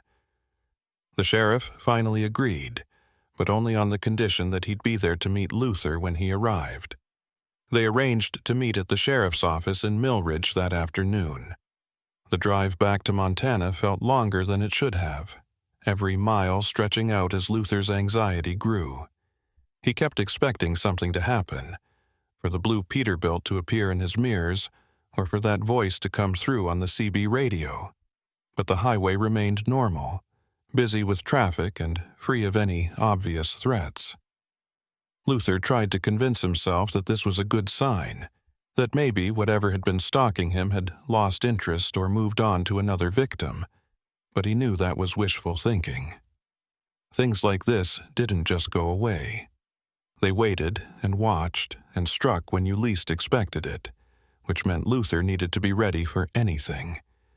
He'd stopped at a sporting goods store in Spokane before leaving and purchased a hunting knife with a 6-inch blade, which he now kept within easy reach on the seat beside him.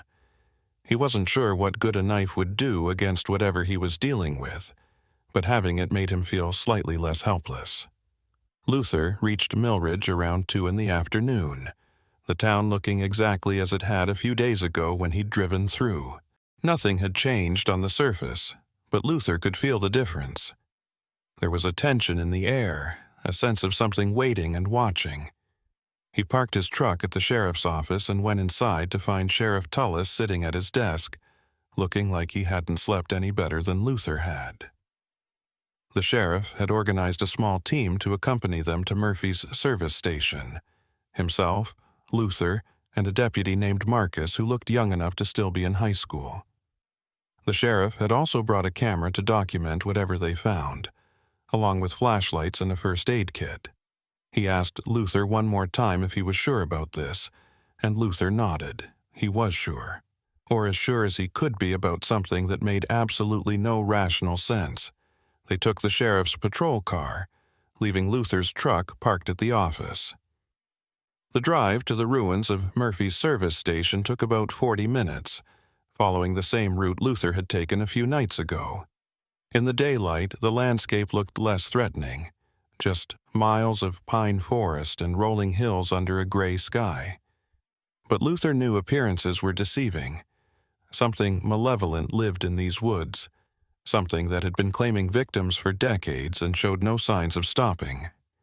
When they reached the spot where the gas station had once stood, the sheriff pulled over and they all got out. The ruins looked exactly as they had the last time Luther had seen them. A concrete foundation overgrown with weeds, a few pieces of twisted metal that might have been pump housings, and the partially collapsed wall with the bulletin board still attached. The bulletin board was empty now, all the photographs gone, removed by someone or something between Luther's last visit and today. The sheriff documented everything with his camera, taking wide shots of the entire site and close-ups of specific details. Luther walked around the perimeter, trying to remember exactly where the office had been when he'd visited it as a functioning gas station. He thought it had been roughly where the concrete foundation was now, but it was hard to be certain. His memory of that night was already starting to blur, taking on a dreamlike quality that made him question whether it had really happened at all. But he knew it had been real. The fuel gauge on his truck might not have changed, but the experience had been real in every way that mattered.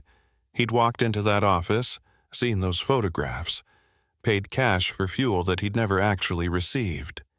And in doing so, he'd somehow marked himself for attention by whatever force controlled this place. Luther was standing at the edge of the ruins, staring into the forest beyond, when he noticed something that made his heart skip. About 50 yards into the trees, barely visible through the dense undergrowth, was a structure. It looked like a small shed or cabin, built from weathered wood and partially hidden by the foliage. Luther called out to the sheriff and pointed toward the structure. None of them had noticed it before because the angle had been wrong, but from where Luther was standing now he could see it clearly. The sheriff and his deputy joined Luther, and together they made their way through the undergrowth toward the building. As they got closer, Luther could see that it was indeed a cabin, though calling it that might have been generous. It was more like a shack, roughly 10 feet by 10 feet with a single door and no windows. The wood was old and rotting, covered in moss and lichen, and the whole structure tilted at a precarious angle as if it might collapse at any moment. The sheriff approached the door carefully, his hand on the gun at his hip. He tried the handle and found it unlocked, the door swinging open with a creak that echoed through the quiet forest. Inside, the cabin was dark and smelled of decay and something else, something chemical that Luther couldn't quite identify. The sheriff shone his flashlight inside, illuminating a space that was empty except for a single object sitting in the center of the floor. A camera. It was an old Polaroid, the kind that produced instant photographs, and it looked like it had been sitting there for years. The sheriff photographed the camera from multiple angles before carefully picking it up. There was film loaded inside, the counter showing that several shots had already been taken. The sheriff ejected the film cartridge and handed it to his deputy, then used his flashlight to examine the rest of the cabin more closely. On the walls, barely visible in the dim light, were marks. They looked like they'd been carved into the wood with a knife or other sharp implement, forming patterns that Luther couldn't quite make sense of. The sheriff photographed these as well, moving around the small space to capture every detail. Luther stood in the doorway, reluctant to enter the cabin. There was something wrong about this place, something that made his skin crawl and his instincts scream at him to run. He could feel a presence here, not exactly hostile, but not welcoming either, watching and waiting to see what they would do. The sheriff seemed to feel it too because he finished his documentation quickly and backed out of the cabin, clearly eager to leave. They stood outside for a moment, catching their breath and trying to process what they'd found. The deputy asked if they should call in more resources, maybe get a forensics team out here to process the cabin properly. The sheriff agreed, but said they needed to finish their initial survey first. They spent another hour searching the area around Murphy's service station, looking for any other structures or evidence of what might have happened here. They found nothing else of interest, just more forest and the occasional piece of rusted metal or broken glass that might have been left over from the gas station's operation. As the afternoon wore on and the sky grew darker with approaching weather, the sheriff decided they'd done enough for one day. They made their way back to the patrol car, and Luther felt a sense of relief when they finally drove away from the ruins. Whatever was happening at Murphy's service station, whatever force had been documenting trucks and claiming victims for decades, it had felt stronger there, more concentrated, like they'd been standing at the center of something vast and malevolent, something that extended far beyond that small patch of forest. Back at the sheriff's office, they reviewed the photographs the sheriff had taken, comparing them to the images Meredith Claiborne had collected in her journal. The patterns carved into the cabin walls matched symbols Meredith had sketched. strange, geometric designs that didn't correspond to any language or system the sheriff recognized. Meredith's notes suggested she'd believed these symbols were some kind of map or guide, directions to something she'd been trying to find. But what that something was, she'd never clearly explained. Her journal entries became increasingly cryptic and disjointed toward the end, as if her obsession with the mystery had begun to affect her mental state. The last entry was dated 2 days before she disappeared, and consisted of just 3 words: "It sees everything." Luther asked the sheriff what he thought had happened to Meredith, whether she'd been killed or if she was still alive somewhere. The sheriff admitted he didn't know, but his gut told him she was gone. Whatever had claimed all those other victims over the years had claimed her too, and the woman who'd appeared in his office claiming to be Meredith had been something else, something wearing her face and using her identity. Luther asked if the sheriff believed in ghosts or spirits, or whatever you wanted to call them. The sheriff said he'd never been a religious man and had always prided himself on dealing with facts and evidence. But after everything that had happened in the past few days, he was starting to think the world was a lot stranger and more dangerous than he'd ever imagined. There were things out there that couldn't be explained by science or logic, things that operated according to rules humans didn't understand and probably weren't meant to understand. As darkness fell, Luther made a decision. He told the sheriff he wanted to spend the night at Murphy's service station, to see if whatever had appeared to him as a functioning gas station would appear again. The sheriff immediately said this was a terrible idea, that Luther would be putting himself in danger for no good reason. But Luther insisted. He explained that running hadn't worked, that hiding wasn't an option, and that the only way to end this was to confront it directly.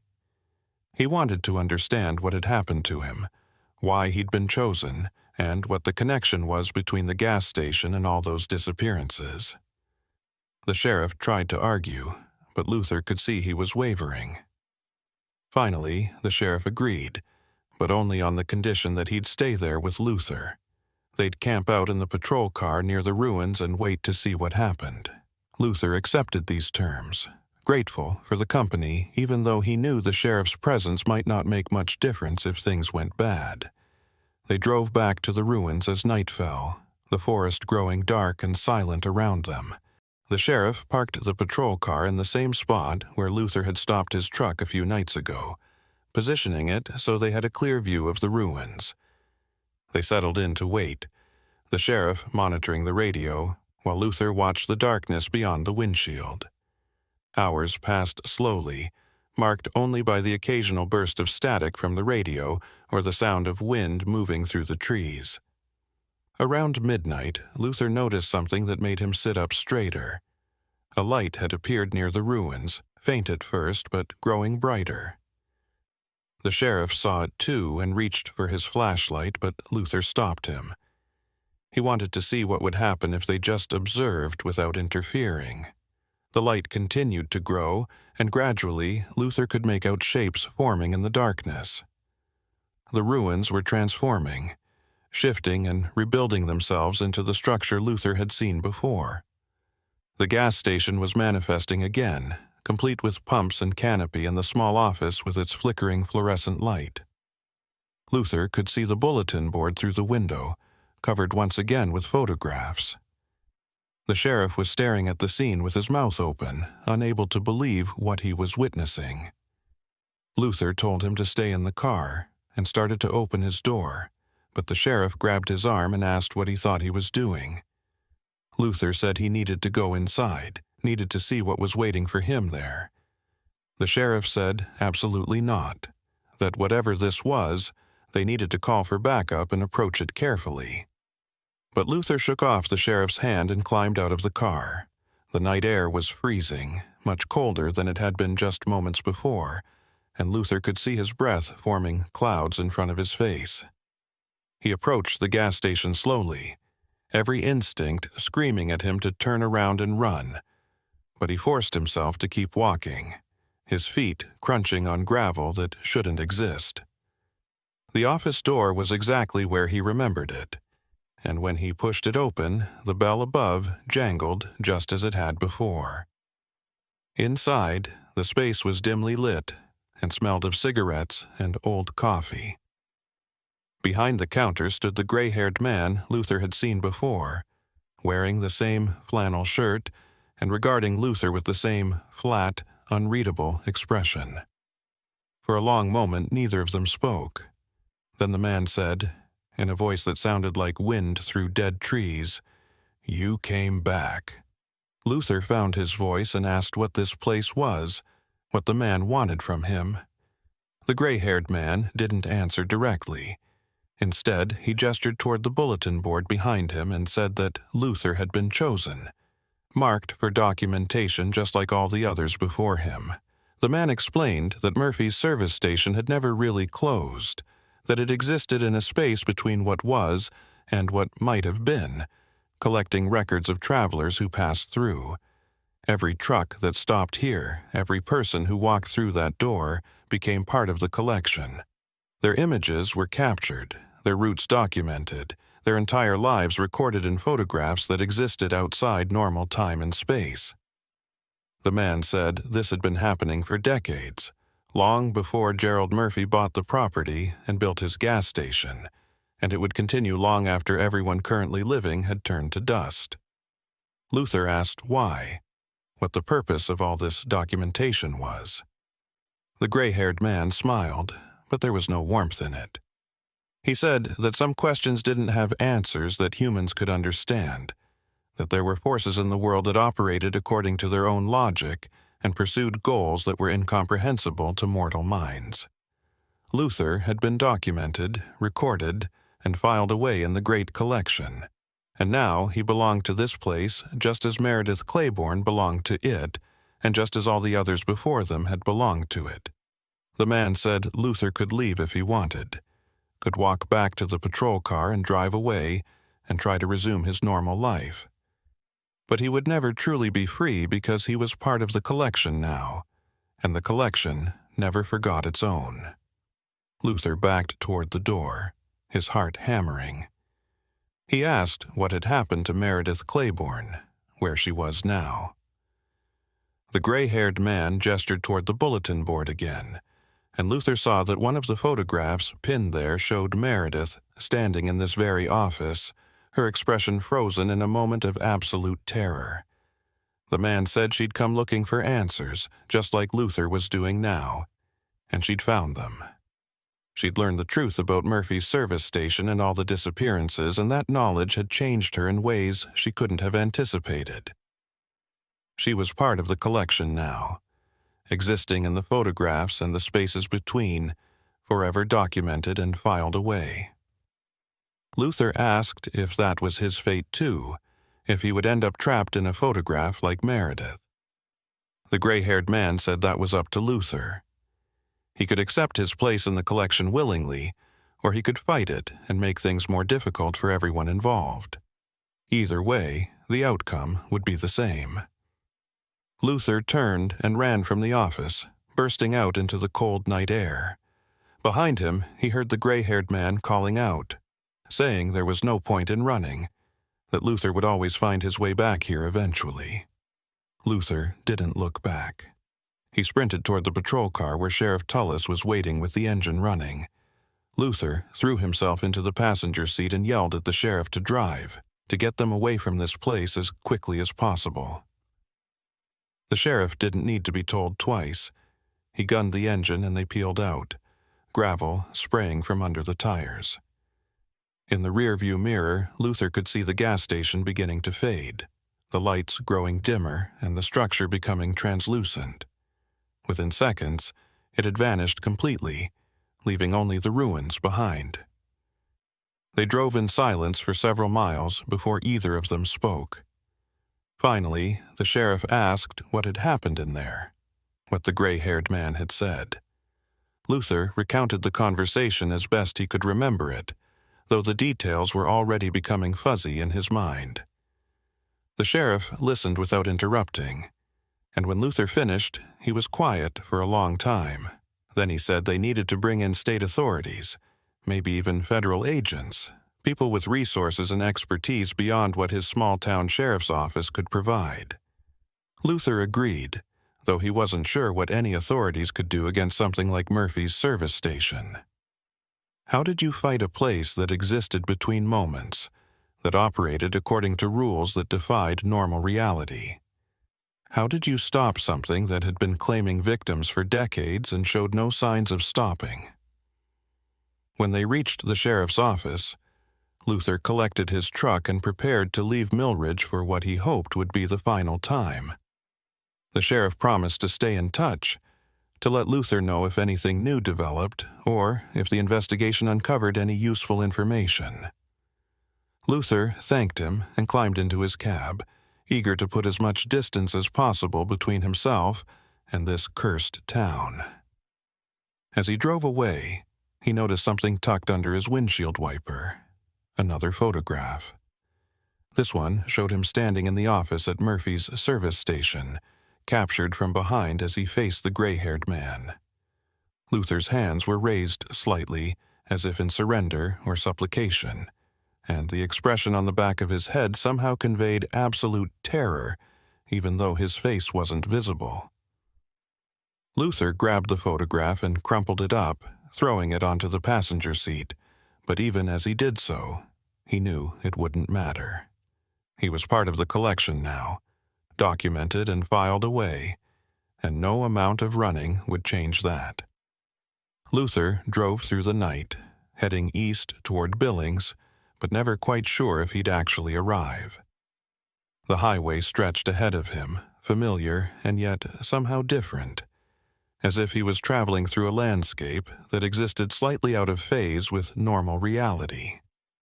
Every rest area he passed, every gas station and diner, seemed to shimmer at the edges of his vision, threatening to transform into something else. Several times he saw other trucks on the road and wondered if their drivers were part of the collection too, if they'd all been marked and documented and claimed by Murphy's service station or places like it. Maybe the whole world was full of these in-between spaces, traps disguised as ordinary locations, waiting for unsuspecting travelers to stop and become part of their collections. When Luther finally reached his apartment in Billings, dawn was breaking and he felt like he'd been awake for a week. He parked his truck and sat in the cab for a long time, watching the sun rise over the city and wondering if this was real or just another manifestation of the gas station. Eventually, he climbed out and made his way to his apartment, half expecting to find it filled with photographs like Meredith Claiborne's house had been. But everything was as he'd left it, mundane and normal and reassuringly solid. Luther locked the door behind him, checked all the windows to make sure they were secure, and collapsed onto his couch. Sleep claimed him almost immediately, pulling him down into dreams full of bulletin boards and gray-haired men and gas stations that existed everywhere and nowhere all at once. Luther never drove through that part of Montana again. He told his dispatcher he wouldn't accept any more deliveries to Millridge or anywhere within 100 miles of it, and when asked why, he gave vague excuses about bad roads and unreliable clients. He switched to routes that kept him on major highways, avoiding backroads and county routes whenever possible. He never stopped at small, independent gas stations anymore, only pulling into large truck stops affiliated with national chains. And every night before he went to sleep, he checked his truck thoroughly to make sure there were no photographs tucked under the wipers or slipped through the door handles. Sometimes he found them anyway, images of his truck taken from impossible angles, printed on that same vintage photo paper. He'd crumple them up and throw them away, but he knew they'd keep coming. The collection never forgot its own, and Luther was part of the collection now.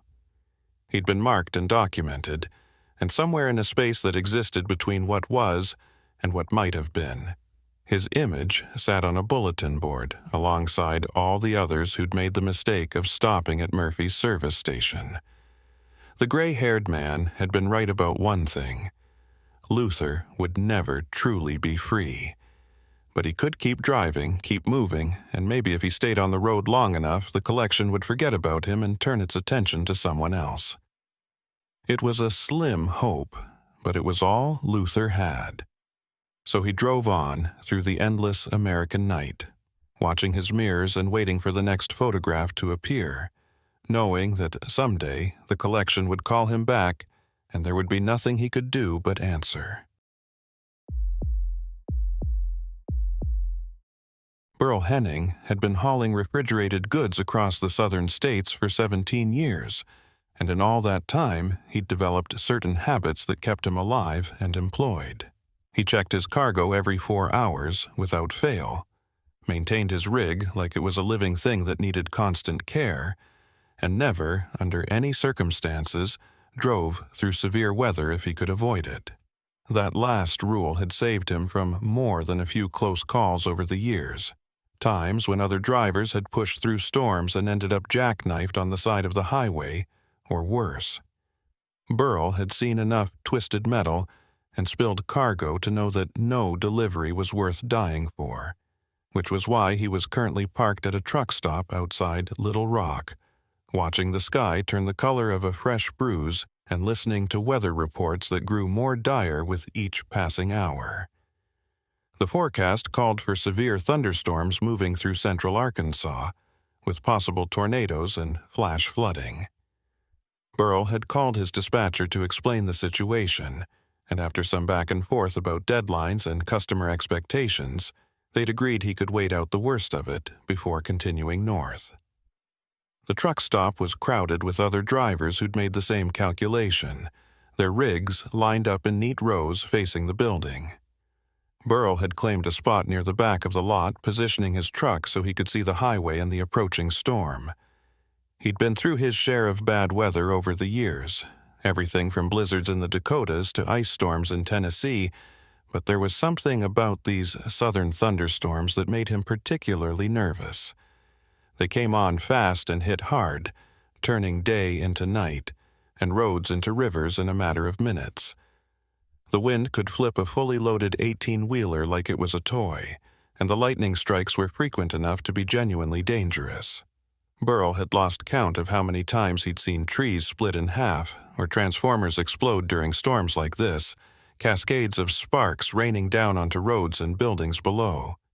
He'd learned to respect the weather in a way that some younger drivers hadn't, and that respect had kept him out of trouble more times than he could remember. The first drops of rain started falling around 6 in the evening, fat and heavy and warm. Within minutes, it had escalated to a downpour, sheets of water hammering against Burl's windshield with enough force to make visibility nearly zero. The wind picked up shortly after, rocking his truck on its suspension and howling around the cab like something alive. Burl settled into his sleeper berth with a sandwich and a thermos of coffee, content to wait out the storm in relative comfort. He had a small television mounted in the sleeper that picked up a few local channels, and he watched the news coverage of the storm with detached interest. The meteorologists were practically gleeful as they tracked the system, pointing out rotation in the clouds and warning viewers to take shelter immediately. Burl had seen enough of these weather events to know that while they were certainly dangerous, the actual risk was often overstated for dramatic effect. As long as he stayed put and didn't do anything stupid, he'd be fine. The storm raged for about 2 hours before beginning to move east, the rain tapering off to a steady drizzle and the wind dying down to occasional gusts. Burl watched other drivers starting to fire up their engines and head back out onto the highway, eager to make up lost time. He considered joining them but decided to give it another hour, let the roads drain a bit, and make sure there weren't any downed power lines or flooding on his route. His dispatcher had stopped calling after the first hour of the storm, which Burl took as a good sign that they'd accepted the delay. He made himself another cup of coffee and scrolled through his phone, catching up on messages from his ex-wife about their daughter's upcoming graduation.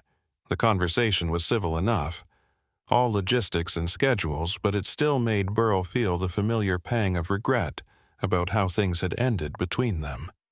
The road had seemed more important than family back then, and by the time he'd realized his mistake, it had been too late to fix anything.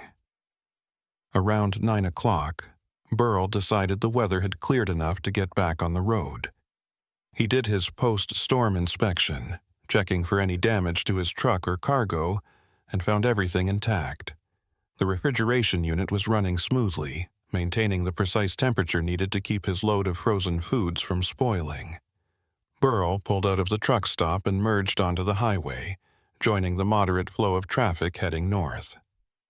The roads were slick and covered with debris, branches and leaves, and the occasional piece of twisted metal that had been torn loose by the wind. Burl drove carefully, keeping his speed down and watching for standing water that might hide deeper problems beneath the surface.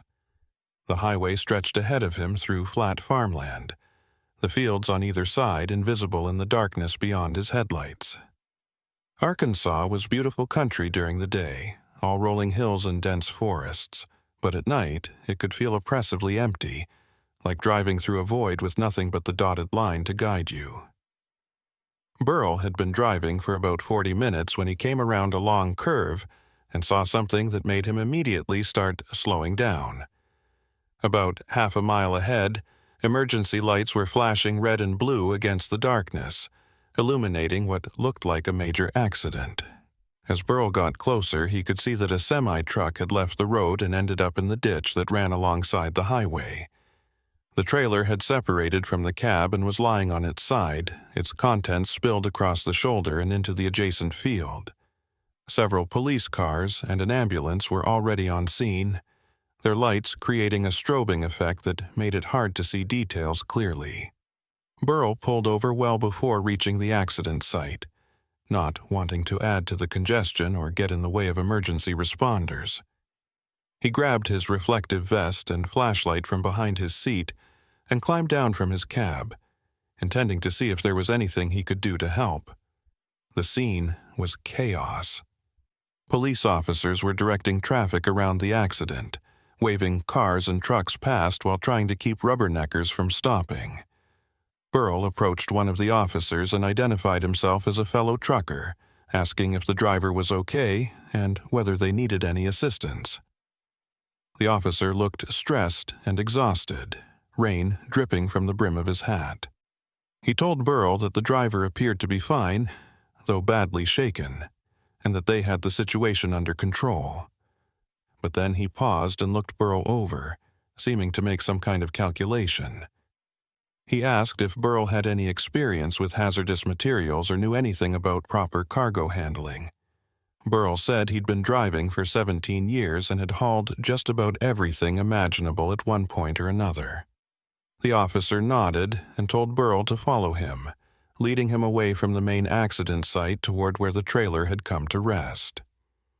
As they walked, the officer explained that the accident had occurred about an hour ago, right as the worst of the storm was passing through.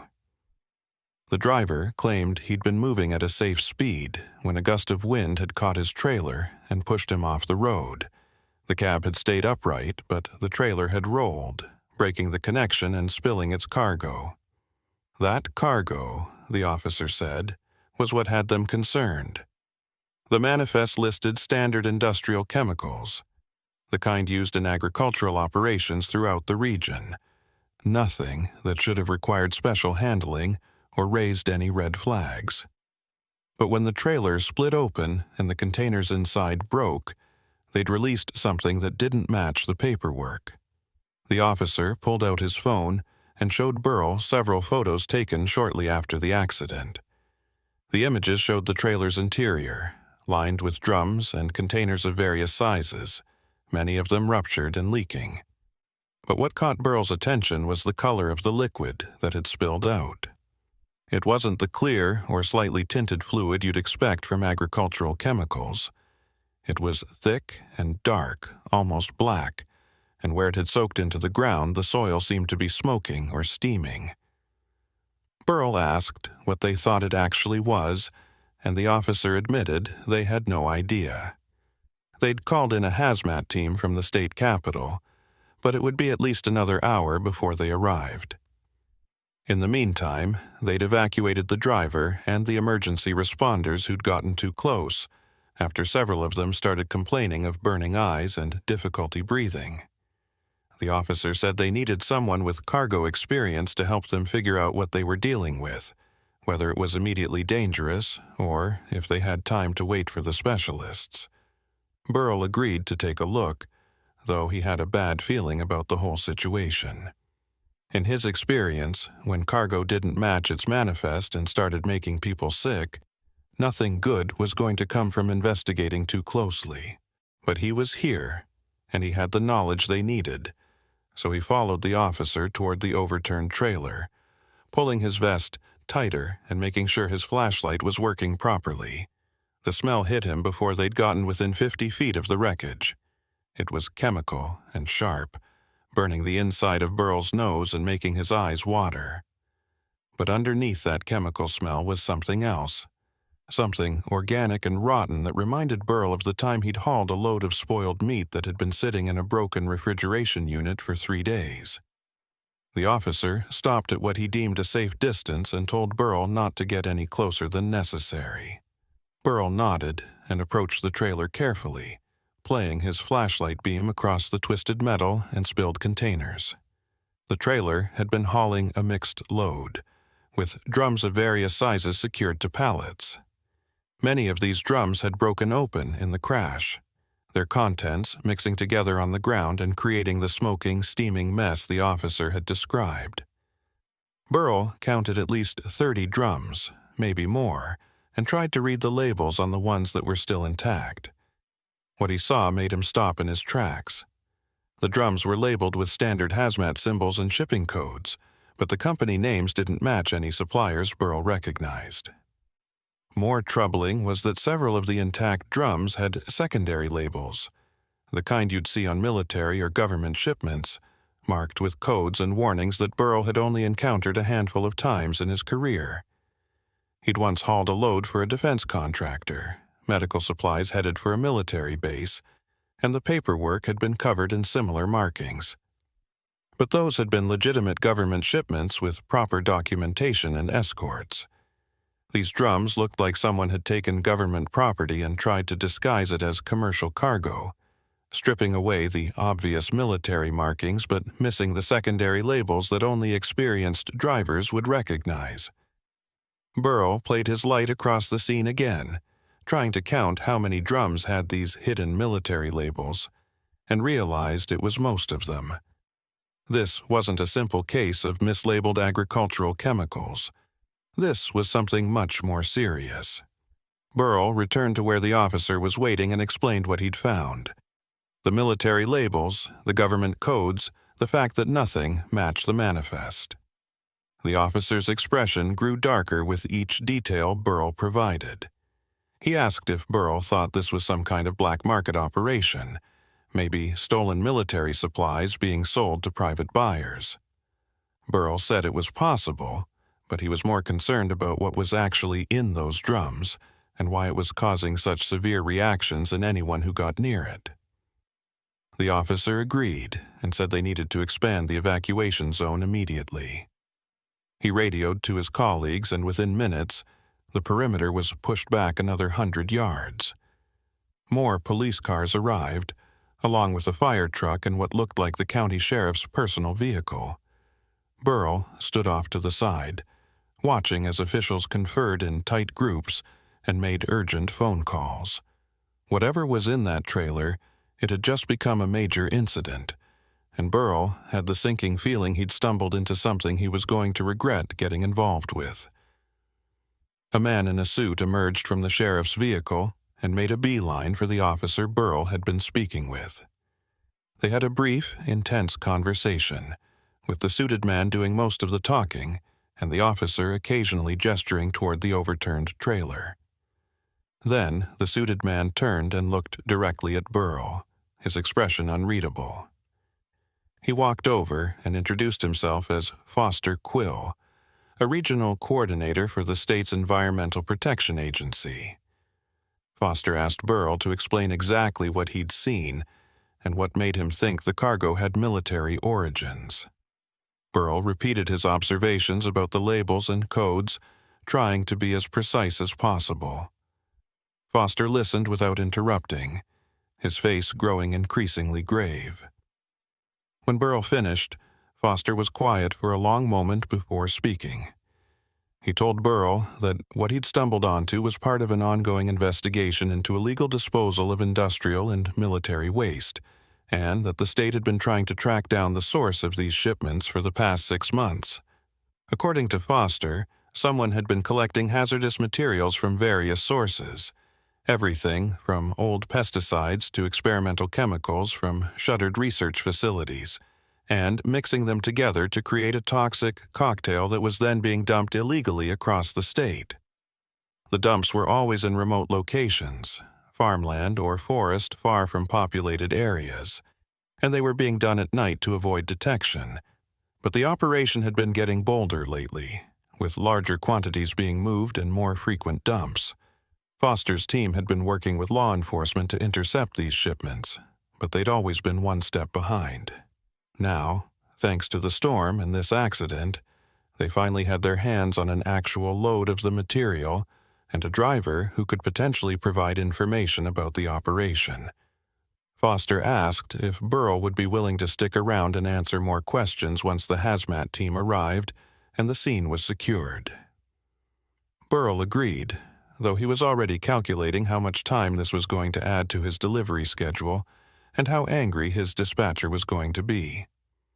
The hazmat team arrived about an hour later, 6 people in full protective suits who immediately took control of the scene. They set up containment barriers around the spilled material and began the process of sampling and cataloging everything they found. Burl watched from a distance as they worked with methodical precision, treating the site like it was a crime scene as much as an environmental hazard. Foster spent most of his time on the phone, speaking in low, urgent tones to people Burl assumed were higher up in the state government.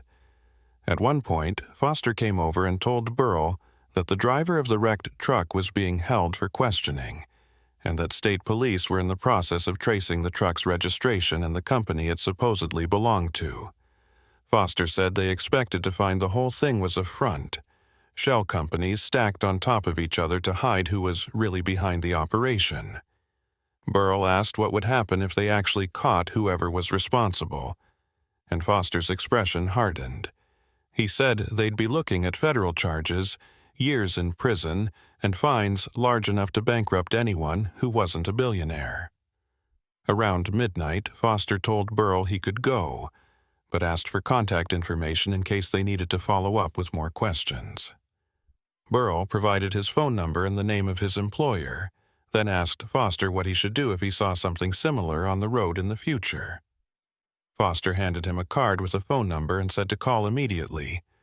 Don't try to investigate on his own, and definitely don't approach any suspicious cargo. Burl thanked him and walked back to his truck, eager to get back on the road and put some distance between himself and this whole mess. But as he climbed into his cab and started the engine, he couldn't shake the feeling that something about this situation didn't add up. The military labels, the government codes, the sophisticated operation to disguise and transport illegal materials. It all pointed to something bigger than just a few criminals trying to make money off illegal dumping. It felt organized, maybe even sanctioned by someone with real power and resources. And if that was true, then stumbling onto this accident might have been the worst piece of luck Burl had experienced in his entire career. Burl pulled back onto the highway and continued north, his mind racing with everything he'd seen. The smoking black liquid, the drums with their hidden labels, the hazmat team treating the site like it was radioactive. He tried to focus on the road ahead, on getting his cargo delivered and getting home, but his thoughts kept returning to that overturned trailer. He'd been around enough chemical spills to know when something was genuinely dangerous, and this had been beyond anything in his experience. The way the ground had reacted where the liquid touched it, almost like it was being eaten away. The severe reactions from people who'd gotten too close. The military codes that suggested this material had originally been created for purposes Burl didn't want to think about too carefully. He found himself checking his mirrors obsessively, half expecting to see police cars or unmarked government vehicles following him, though that was probably just paranoia talking. The highway was mostly empty at this hour, just the occasional car or truck passing in the opposite direction. Burl kept his speed steady and his attention focused, but part of his mind was elsewhere, turning over the details of the accident and trying to make sense of what he'd witnessed. Foster had said this was part of an ongoing investigation, which meant the overturned trailer wasn't an isolated incident. Someone had been doing this for months, moving toxic materials across Arkansas and dumping them where no one would find them until it was too late. Burl wondered how much of this stuff was already out there, buried in farmland or hidden in forests, slowly leaking into groundwater and soil. He thought about the farmers who worked this land, the families who drank well water and grew their own food, completely unaware that they might be living on top of a chemical time bomb. The thought made him angry in a way that surprised him. Burl wasn't usually one for righteous indignation, but something about this situation felt particularly wrong. Around 1 in the morning, Burl saw headlights approaching from behind, gaining on him quickly. He checked his mirrors and saw what looked like a pickup truck, moving well above the speed limit. The truck pulled up close behind him, closer than was safe or legal, and stayed there for several minutes. Burl tried changing lanes to let it pass, but the pickup changed lanes too, maintaining its position right on his bumper. Burl felt his anxiety spike. He grabbed his CB radio and tried to raise anyone who might be monitoring the channel, but all he got was static. The pickup stayed locked on his tail for another few miles, close enough that Burl could see 2 figures in the cab, though he couldn't make out any details in the darkness and the glare of their headlights. Then, without warning, the pickup accelerated and pulled alongside Burl's trailer, matching his speed exactly. Burl glanced over and saw the passenger window roll down, and for a moment he thought they were going to try to communicate with him. Instead, something flew out of the window and bounced off his trailer with a metallic clang. The pickup dropped back and then accelerated again, pulling past Burl and disappearing up the highway. Burl's heart was pounding as he tried to figure out what had just happened. Had they thrown something at his truck? Was it a warning, or just some drunk idiots harassing a random trucker? He considered pulling over to check for damage, but decided against it. If that pickup had been following him from the accident site, stopping alone on a dark highway was probably the last thing he should do. Instead, Burl pushed his truck a little faster, eager to reach the next town or truck stop where there would be lights and people and safety in numbers. He kept one eye on his mirrors, watching for any sign that the pickup was coming back, but the road behind him remained empty. Whatever message they'd been trying to send, they seemed satisfied that it had been delivered. Burl reached a small town called Clarksville about 30 minutes later and pulled into a gas station that was thankfully still open despite the late hour. He parked under the bright lights of the fuel island and got out to inspect his trailer. It took him a few minutes to find what the pickup had thrown at him, a rock about the size of a softball, wrapped in what looked like a piece of torn cloth. The rock had dented his trailer slightly but hadn't done any serious damage. Burl unwrapped the cloth and found a message scrawled in black marker. "Mind your business, or next time we won't miss." The words were crude and simple, but their meaning was clear enough. Someone had followed him from the accident site and wanted to make sure he understood the consequences of getting involved. Burl felt a chill run down his spine that had nothing to do with the cool night air. He'd been right to be paranoid. This wasn't just some random criminal operation. This was organized, with resources and people willing to use violence to protect it. Burl stood under the harsh fluorescent lights of the gas station, staring at the threatening message wrapped around the rock. His first instinct was to call the police, But something stopped him.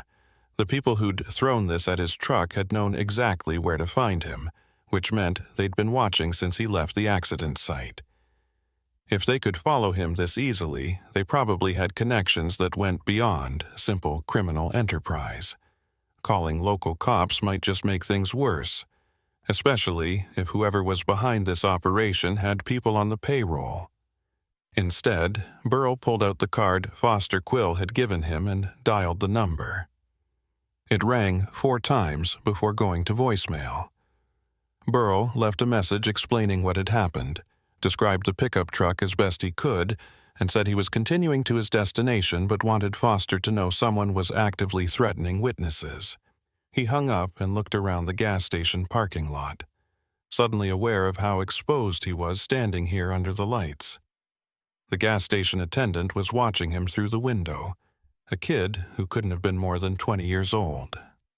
Burrell walked inside and asked if the station had security cameras covering the parking lot. The kid nodded and said they had cameras on all the pumps and the main entrance. Burrell explained that someone had thrown something at his truck, and he wanted to know if the footage might have caught a pickup following him into the lot. The kid seemed uncertain about sharing security footage with a random customer, but Burrell's obvious distress and the professional demeanor he'd cultivated over years of dealing with difficult situations eventually won him over. The kid disappeared into a back office and returned a few minutes later with a grainy printout from the security system. The image quality was poor, but it clearly showed a dark-colored pickup truck with mud-covered license plates pulling into the lot about 30 seconds after Burrell had arrived. The truck had circled through the lot once, as if the occupants were checking to make sure Burrell had gotten their message, then left without stopping. Burrell thanked the kid and asked if he could keep the printout. The attendant said sure, they could print as many copies as needed. Burrell folded the paper carefully and tucked it into his jacket pocket along with the threatening note. He bought coffee and a sandwich he had no appetite for, mostly just to have an excuse to stay inside the well-lit station a little longer. While he ate, he tried to think through his options logically. He could abandon his current load and head straight home, but that would mean explaining to his dispatcher why he'd failed to complete a delivery, and it probably wouldn't stop whoever was threatening him from finding him again. He could go to the police despite his reservations, but without more evidence than a rock and a note. He wasn't sure they'd take the threat seriously enough to provide any real protection. Or he could do what the note said and mind his own business, complete his delivery and hope that staying quiet would be enough to keep him safe. The third option should have been the most appealing, but Burrell found he couldn't quite commit to it. Something about what he'd seen at that accident site, the military labels and the smoking chemical sludge, had gotten under his skin in a way he couldn't ignore. He kept thinking about Foster's comment regarding illegal dumping sites scattered across the state. Toxic materials being buried where families lived and worked. Burrell had a daughter who was about to graduate college, planning to move back to Arkansas to start her teaching career. The thought of her living somewhere that might be contaminated by whatever was in those drums made his decision easier. He wasn't going to just walk away and pretend none of this had happened, but he also wasn't stupid enough to confront dangerous people without backup. He needed more information before he could figure out his next move. Burrell finished his coffee and headed back to his truck, checking the parking lot carefully before climbing into the cab. The rock and its threatening message went into his glove box along with the security footage printout. He still had about 4 hours of driving before he reached his delivery point in northern Arkansas, and he planned to use that time to think. The highway was empty as he pulled back onto it, just darkness stretching in all directions and the occasional distant farmhouse light. Burrell kept his speed steady and his senses alert, watching for any sign of the pickup truck returning. His CB radio remained mostly quiet, just occasional bursts of chatter from other drivers too far away to make out clearly. Around 2:30 in the morning, Burrell's phone rang. It was Foster Quill, calling back about the voicemail.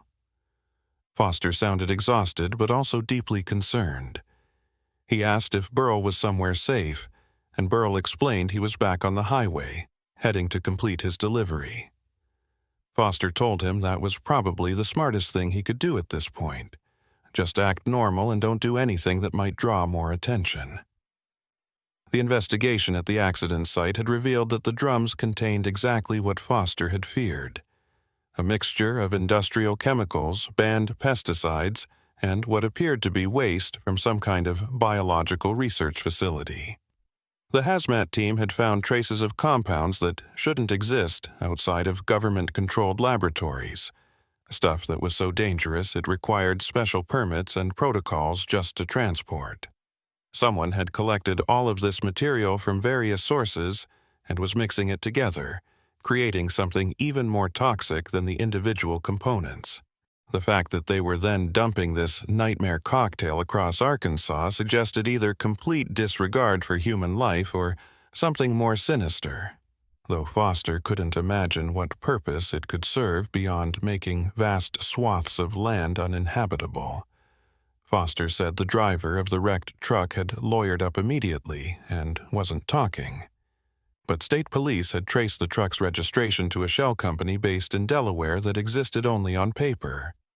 Burl asked if Foster had any leads on who might be behind the operation, and there was a long pause before the answer came. Foster said they had suspicions, but nothing concrete enough to act on. The sophistication of the operation, the military-grade materials, the network of shell companies, all of it suggested someone with serious resources and connections. Foster had flagged the case for federal attention, and he expected FBI agents would be involved by morning.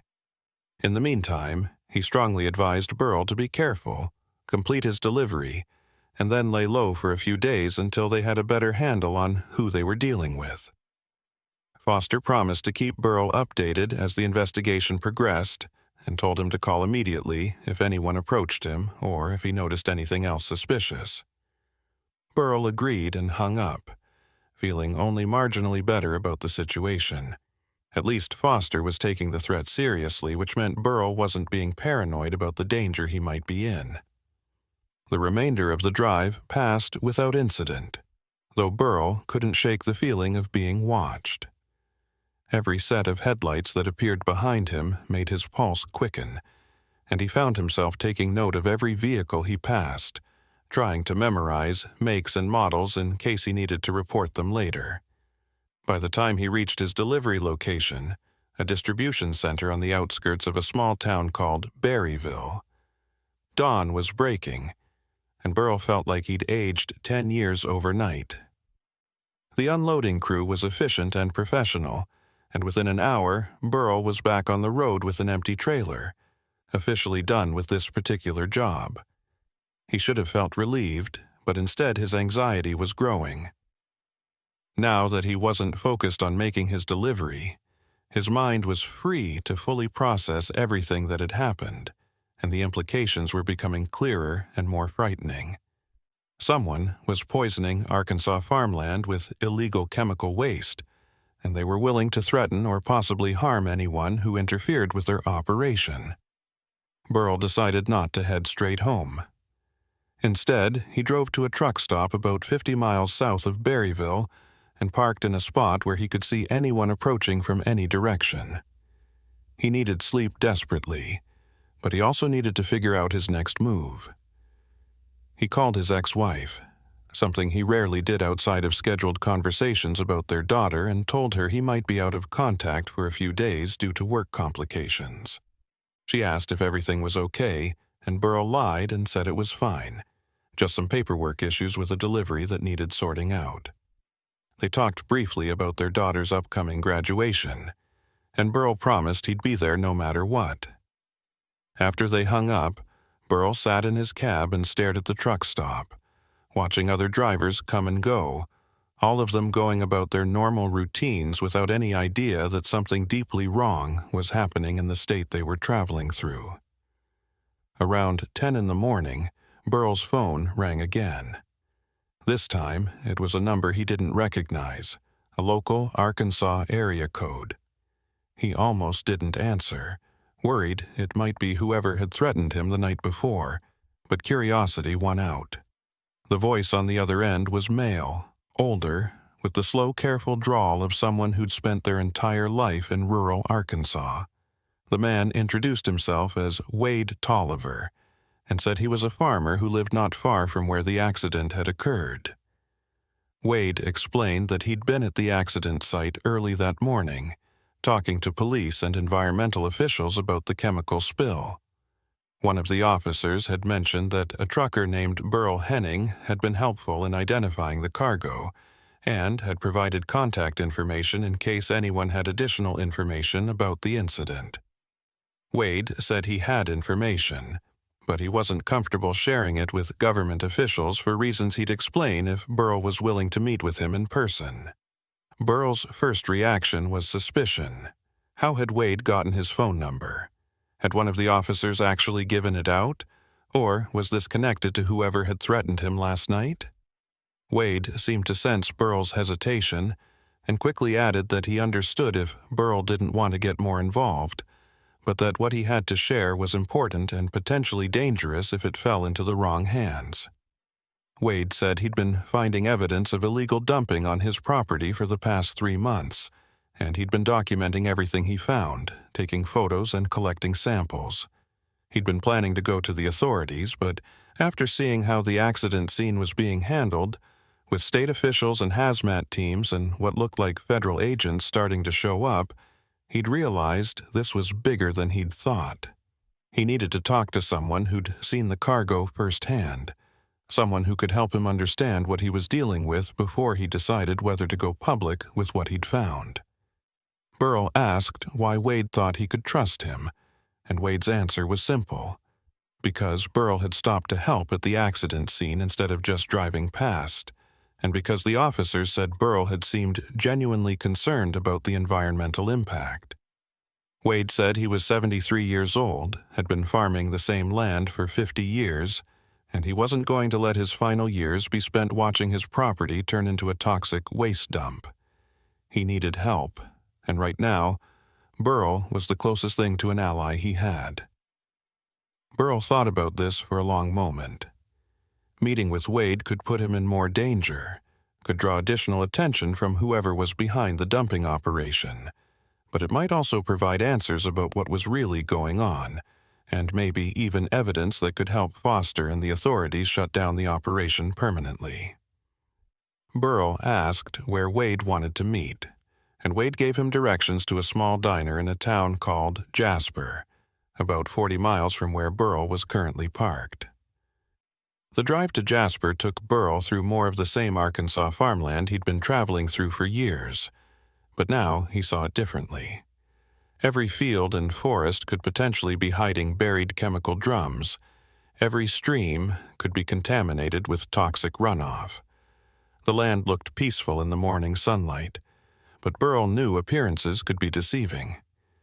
He found the diner easily enough, a classic American establishment that looked like it hadn't changed since the 1970s.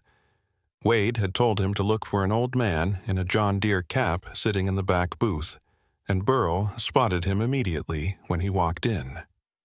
Wade Tolliver looked exactly like what he claimed to be, a weathered farmer with calloused hands and sun-damaged skin, someone who'd spent a lifetime working outdoors. He stood when Burl approached and shook his hand with a grip that was surprisingly strong for someone his age. They ordered coffee and pie from a waitress who clearly knew Wade and treated him with the familiar respect small-town folks reserved for long-time residents. Once she'd left, Wade pulled out a folder from the bag at his feet and laid it on the table between them. Inside were dozens of photographs showing disturbed soil, patches of dead vegetation, and what looked like partially buried metal drums. Wade explained that he'd first noticed something wrong about 3 months ago when a section of his cornfield had failed to produce any crop at all. The soil in that area had turned dark and oily, and when he'd tried to dig into it, he'd found 3 drums buried about 4 feet down. He'd been smart enough not to open them, but he'd photographed them extensively and then called the county environmental office to report the find.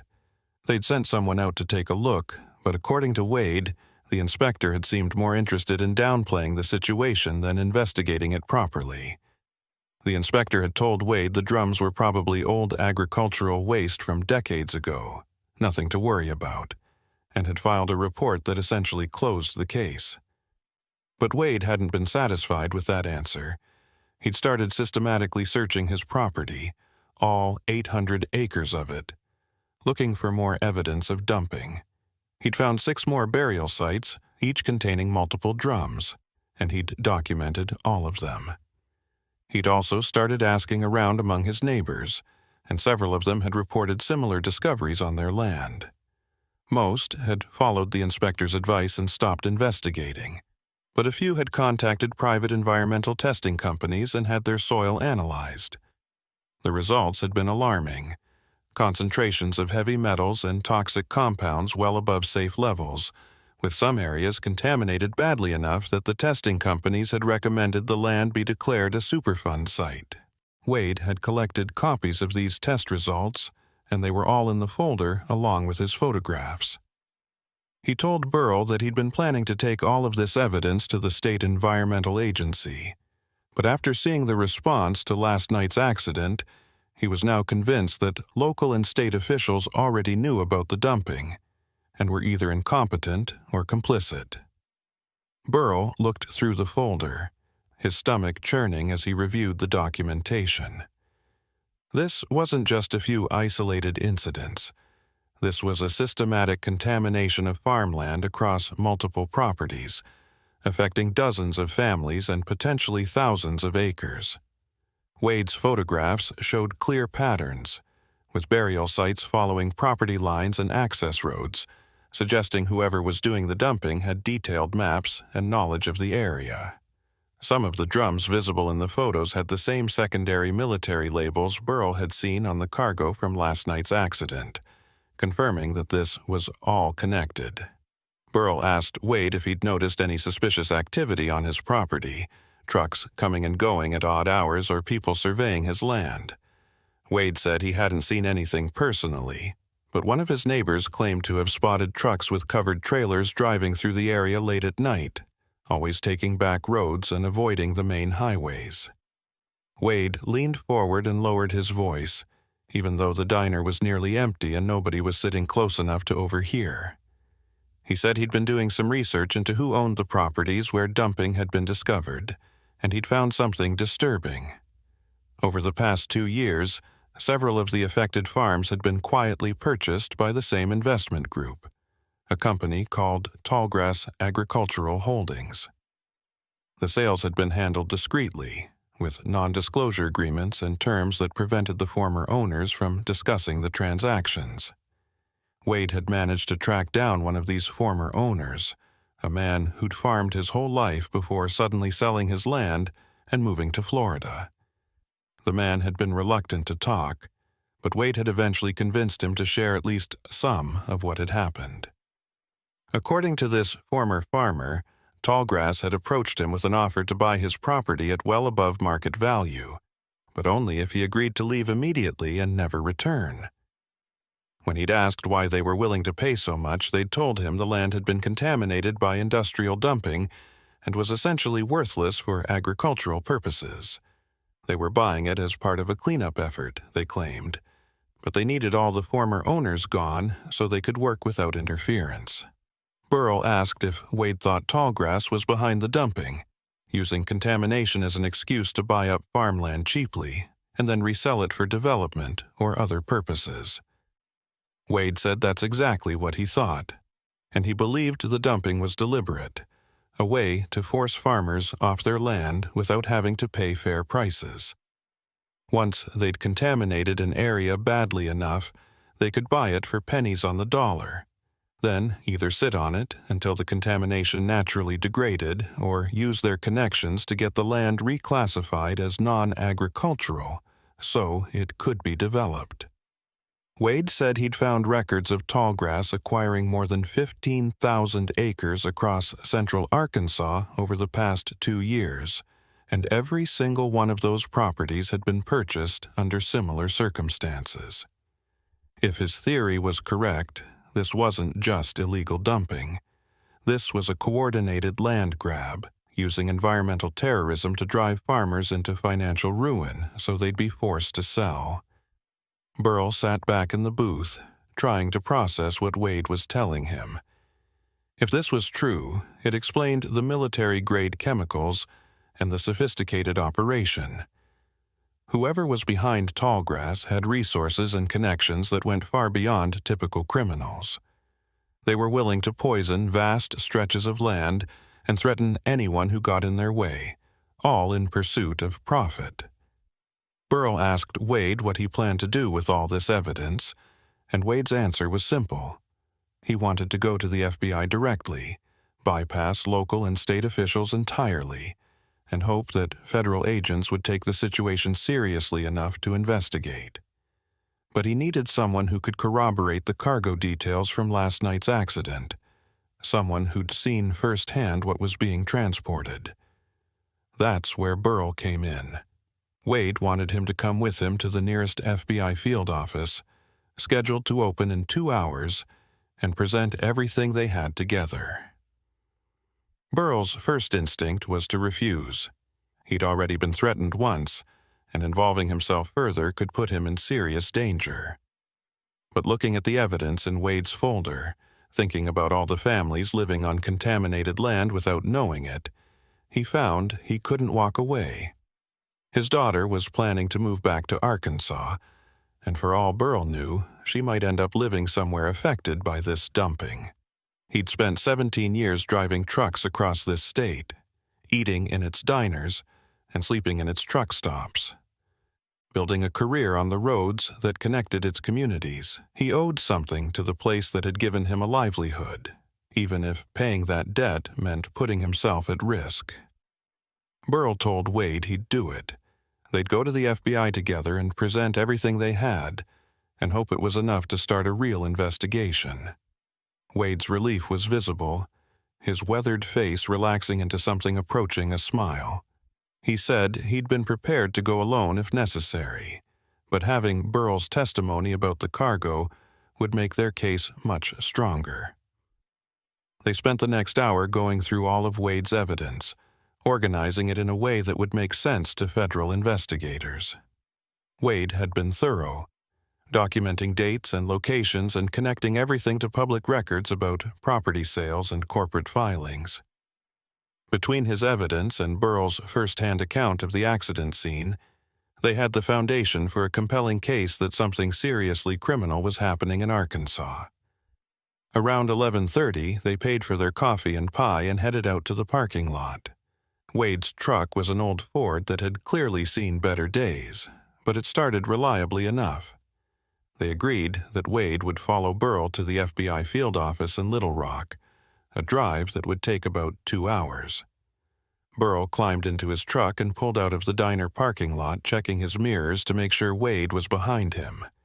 The drive back south felt longer than it should have, every mile filled with anticipation and worry about what would happen once they reached the FBI. About 40 minutes into the drive, Burl noticed a vehicle that had been maintaining the same distance behind Wade's truck for the past several miles. It was a dark sedan, possibly the same color as the pickup from last night, though Burl couldn't be certain from this distance. He tried to get a better look using his mirrors, but the sedan hung back just far enough to make identification difficult. Burl grabbed his CB radio and tried to raise Wade, but got no response. He'd given Wade his cell number at the diner, so Burl called him instead. Wade answered on the third ring, and Burl asked if he'd noticed the sedan following them. Wade checked his mirror and confirmed he could see it, then asked if Burl thought they were being followed. Burl said he didn't know for sure, but they should assume the worst and take precautions. He told Wade to stay close and not to stop for anything until they reached the FBI office. They continued driving, and the sedan continued following at the same steady distance. Burl tried to convince himself it was just coincidence, that this was a public highway, and other people had legitimate reasons to be traveling the same route.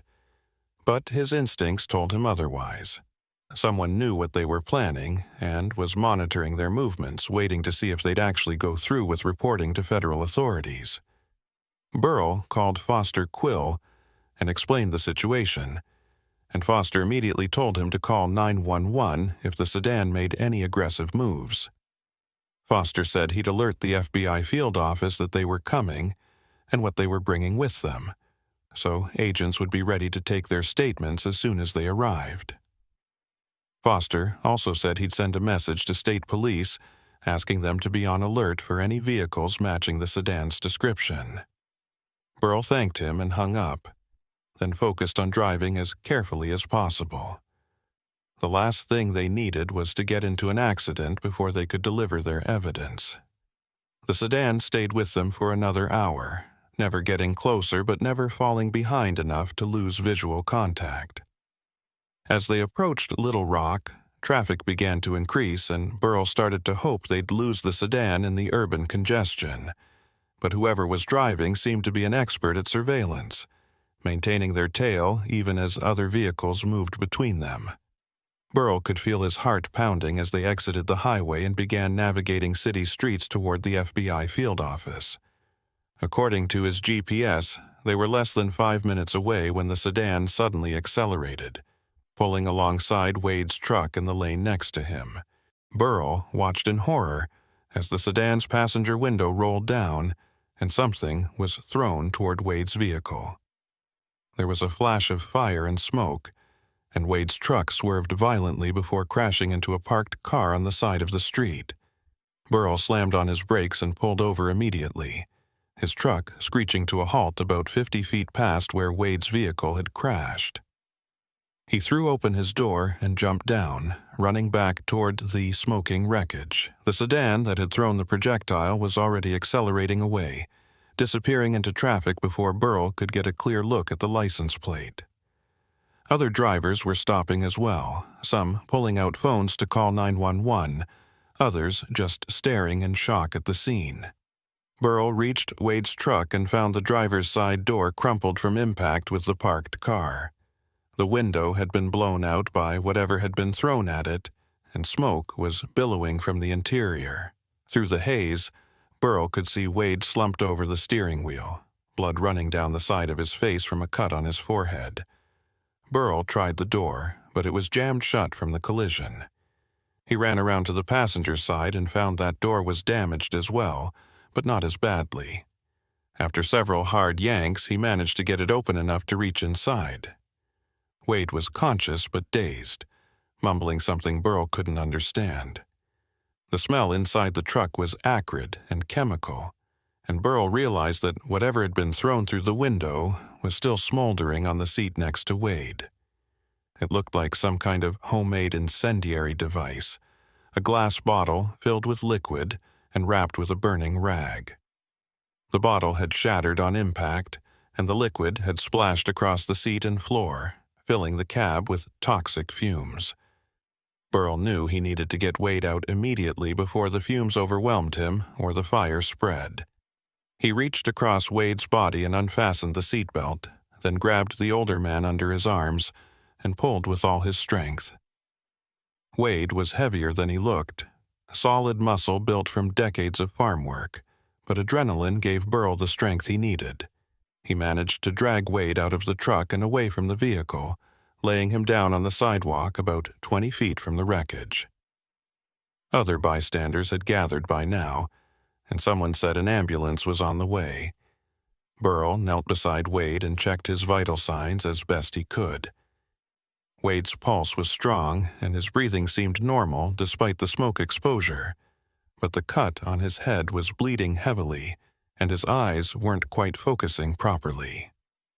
Burl pulled off his jacket and pressed it against the wound, applying pressure to slow the bleeding.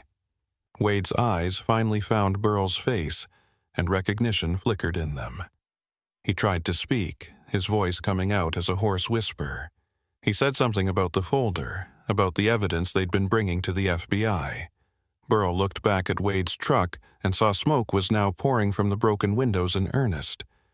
Whatever was burning inside was spreading, and within minutes the whole cab would be engulfed.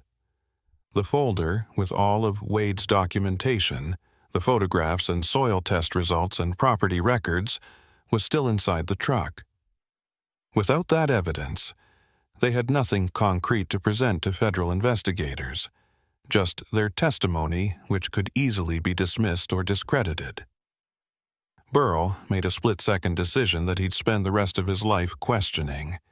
He told Wade to stay put and keep pressure on the wound, then ran back toward the burning truck. Several bystanders shouted at him to stop, that it was too dangerous, but Burl ignored them. He reached the passenger door and could feel the heat radiating from inside even before he looked in. The fire had spread from the initial impact point and was now consuming the seat cushions and climbing up the door panels. Burl could see the folder on the floor of the passenger side, partially hidden under debris from the shattered window. He took a deep breath, held it, and reached into the cab. The heat was intense and the smoke immediately made his eyes water. His fingers found the folder, and he grabbed it, pulling it free just as flames licked across the dashboard. He stumbled backward, clutching the folder to his chest, and got about 10 steps away before the truck's gas tank ignited with a dull whump that knocked him off his feet. Burl hit the pavement hard, the folder flying from his hands and scattering papers across the sidewalk. He rolled over and looked back to see Wade's truck fully engulfed in flames, black smoke billowing into the sky. His ears were ringing from the explosion, and he could feel burns on his hands and face where the heat had touched him. But he was alive, and more importantly, he'd recovered the evidence. Other people rushed over to help him, asking if he was okay, pulling him further from the burning vehicle. Burl nodded numbly and started gathering the scattered papers, shoving them back into the folder with shaking hands. Someone brought him a bottle of water, and he used it to cool his burned hands, hissing at the pain. In the distance, sirens were approaching, multiple emergency vehicles converging on the scene. Burl looked over to where Wade was lying and saw that an off-duty nurse had taken over applying pressure to his wound. Wade's eyes found Burl's again, and he mouthed 2 words. "Thank you." The ambulance arrived first, followed quickly by police cars and a fire truck. Paramedics split into 2 teams, one working on Wade and the other checking Burl for injuries. Burl's burns were mostly first-degree, painful but not serious, and the paramedics treated them with cooling gel and bandages. Wade was in worse shape with a possible concussion and definite smoke inhalation, so they loaded him onto a stretcher and prepared to transport him to the hospital. Before they could take him away, Burl pushed past the paramedics and pressed the folder into Wade's hands. He told Wade to give this to the FBI, to tell them everything, and not to let anyone take it from him until federal agents had seen every page. Wade gripped the folder like it was the most precious thing in the world and nodded. Then the paramedics loaded him into the ambulance and drove away, sirens wailing. Burl gave his statement to the police, explaining about the sedan that had followed them and thrown the incendiary device. He described the vehicle as best he could, though he hadn't gotten a clear look at the license plate or the occupants.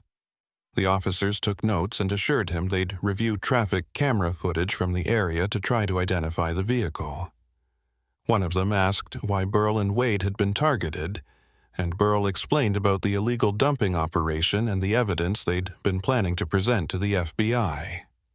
The officer's expression changed when he heard this, becoming more serious and concerned. He excused himself and made a phone call, speaking in low tones that Burl couldn't quite hear. When he returned, he told Burl that FBI agents were on their way to take over the investigation, and that Burl should wait at the scene until they arrived. Burl agreed, though every instinct told him he should leave immediately and put as much distance as possible between himself and whatever was happening here. The FBI agents arrived about 20 minutes later. 2 men in suits who introduced themselves, but whose names Burl immediately forgot in his shocked and exhausted state. They took Burl to one of their vehicles and interviewed him extensively, asking detailed questions about everything that had happened since he'd stopped at the accident scene the previous night. Burl told them everything. The military labels on the drums, Foster Quill's investigation, the threatening message thrown at his truck, his meeting with Wade, and the evidence they'd been bringing to present to federal authorities. The agents listened without interrupting, taking notes and occasionally asking for clarification on specific points. When Burl finished, there was a long pause before one of the agents told him something that made his blood run cold. They'd already been investigating Tallgrass Agricultural Holdings for the past 4 months, as part of a larger probe into organized crime connections to environmental crimes across multiple states.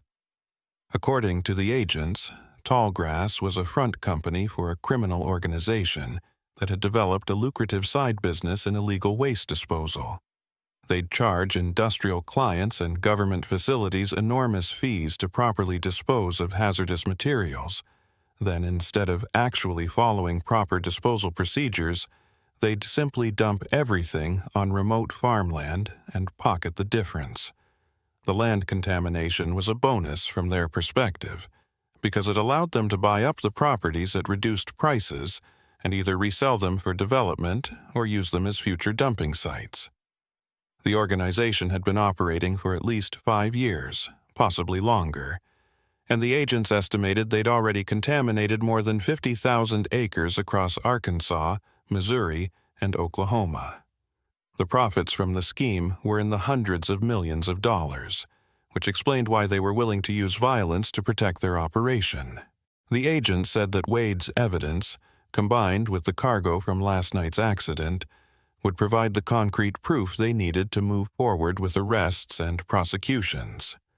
Burl asked if he and Wade were in danger now that they'd come forward, and the agent's answer wasn't reassuring.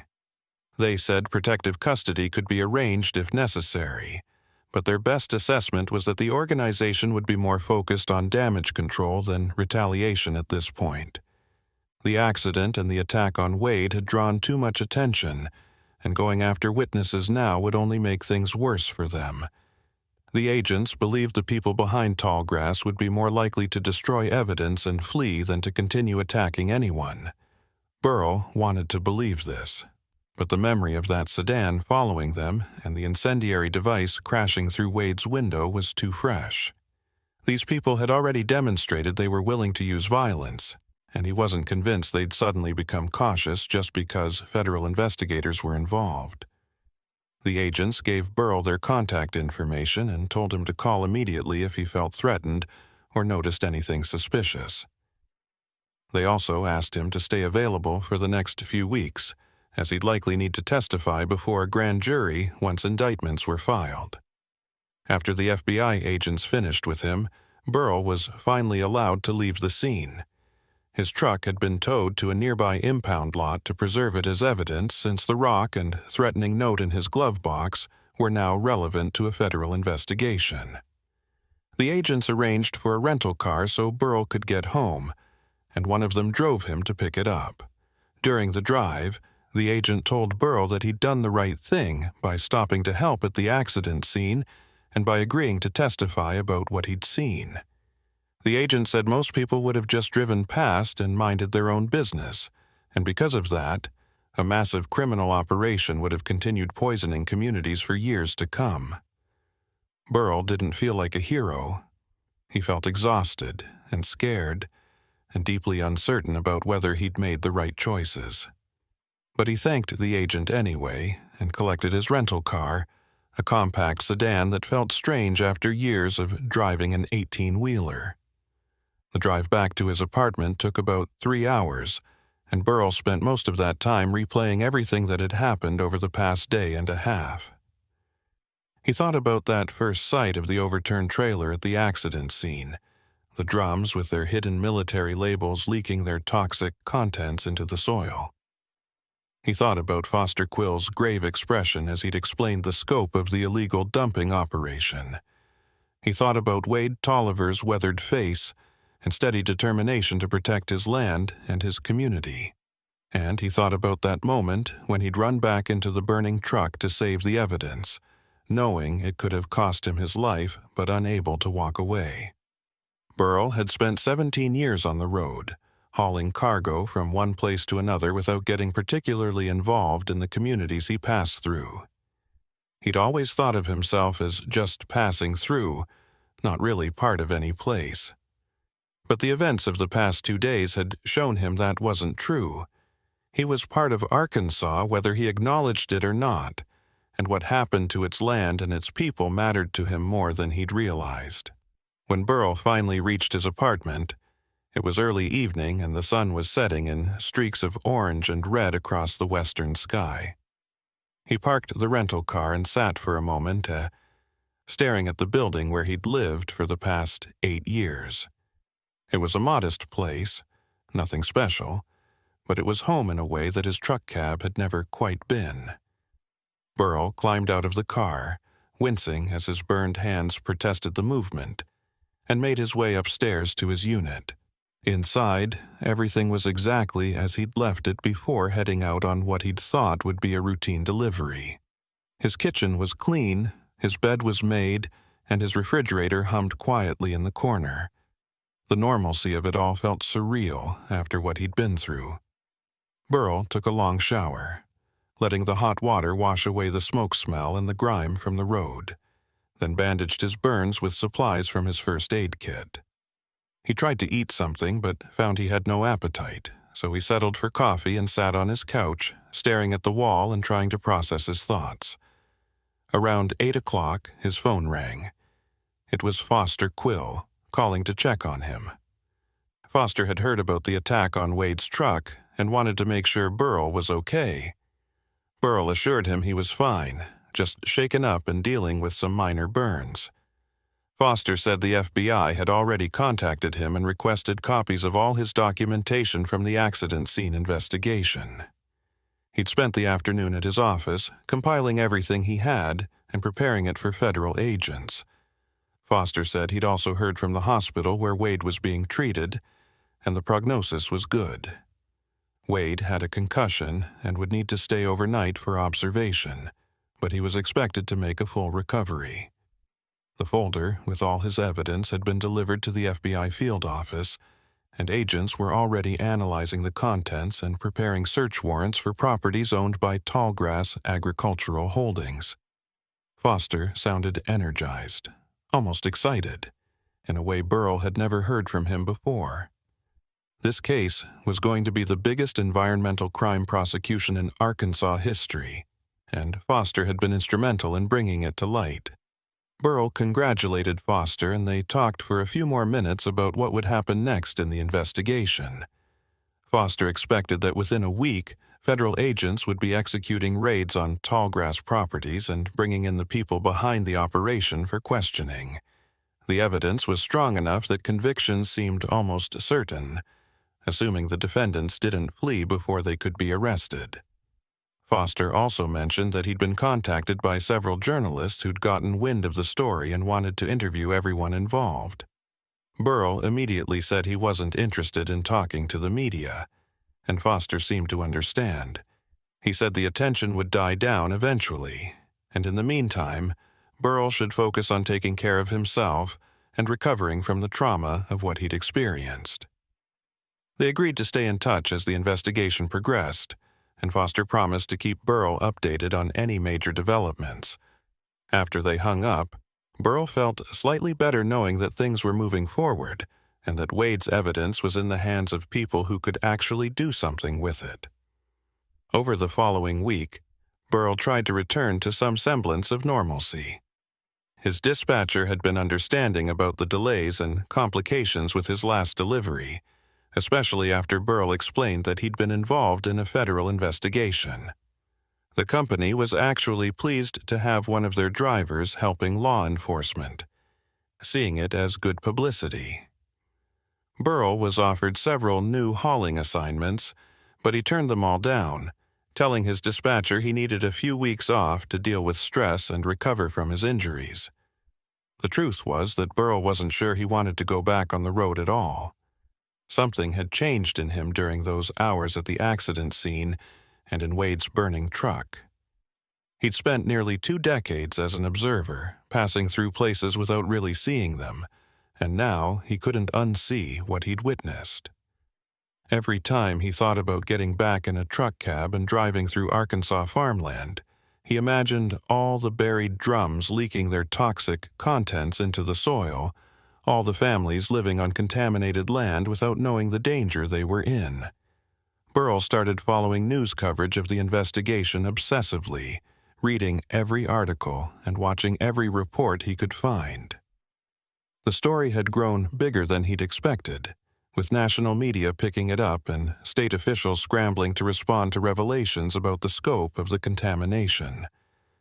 Foster Quill became something of a local hero, doing interviews where he explained the environmental impact and the work his team had done to identify the problem. Wade Tolliver was also featured in several articles, portrayed as a determined farmer who'd refused to let criminals destroy his land. Burl's name was mentioned occasionally as the truck driver who'd first identified the suspicious cargo, but he'd successfully avoided any interview requests. He preferred to remain in the background, watching events unfold without being at the center of them. The FBI made their first arrests about 10 days after the incident, taking 6 people into custody and coordinated raids across 3 states. More arrests were expected as the investigation continued to uncover the full extent of the criminal network. About 2 weeks after everything had happened, Burl received a visitor at his apartment. It was Wade Tolliver, looking remarkably healthy considering what he'd been through. The cut on his forehead had healed into a thin scar that would probably fade with time, and his eyes were clear and focused. Wade said he'd been released from the hospital after 2 days and had spent the time since then working with federal investigators and environmental cleanup crews who were beginning the process of identifying and securing all the contaminated sites on his property. The cleanup would take years and cost millions of dollars, but the government had assured him the costs would be covered through asset forfeiture from the criminal organization once convictions were obtained. Wade had come to thank Burl personally for saving the evidence from his burning truck. He said the FBI had told him that without that documentation, building their case would have been much more difficult and taken considerably longer. Wade had brought a gift, a framed photograph of his farm taken before the contamination had been discovered, showing vast fields of corn stretching toward distant tree lines under a brilliant blue sky. Burl accepted the photograph and invited Wade in for coffee. They sat in Burl's small living room and talked for over an hour, sharing their thoughts about what they'd been through and what it meant. Wade said the experience had reinforced his belief that ordinary people had to stand up against powerful interests when those interests threatened their communities and their way of life. He couldn't have fought tall grass alone, and Burl couldn't have brought them down without Wade's evidence, but together they'd managed to expose something that needed to be exposed. Wade asked what Burl planned to do now, whether he'd go back to trucking or try something different. Burl admitted he didn't know. The road had been his life for so long that he couldn't imagine doing anything else, but he also couldn't imagine getting back in a truck and pretending nothing had changed. Wade suggested that Burl take his time deciding, that sometimes the best thing you could do after trauma was to sit still and let yourself heal before making major life decisions. After Wade left, Burl hung the photograph on his living room wall where he could see it from his couch. He stared at it for a long time, thinking about all the work and care that had gone into creating those fields, and all the ways that criminals had tried to destroy them for profit. The image represented something important that Burl had never fully appreciated before: the connection between land and people, the way communities were built on the soil they cultivated and the water they drank. As a trucker, Burl had moved across the surface of that connection without understanding its depth. He'd been focused on schedules and routes and deliveries, treating the landscape as nothing more than miles to be covered. Now he understood that every place he passed through had its own story, its own struggles, its own people trying to protect what mattered to them. He couldn't drive through Arkansas anymore without thinking about the buried drums and the families at risk. And he suspected that awareness would follow him wherever he went.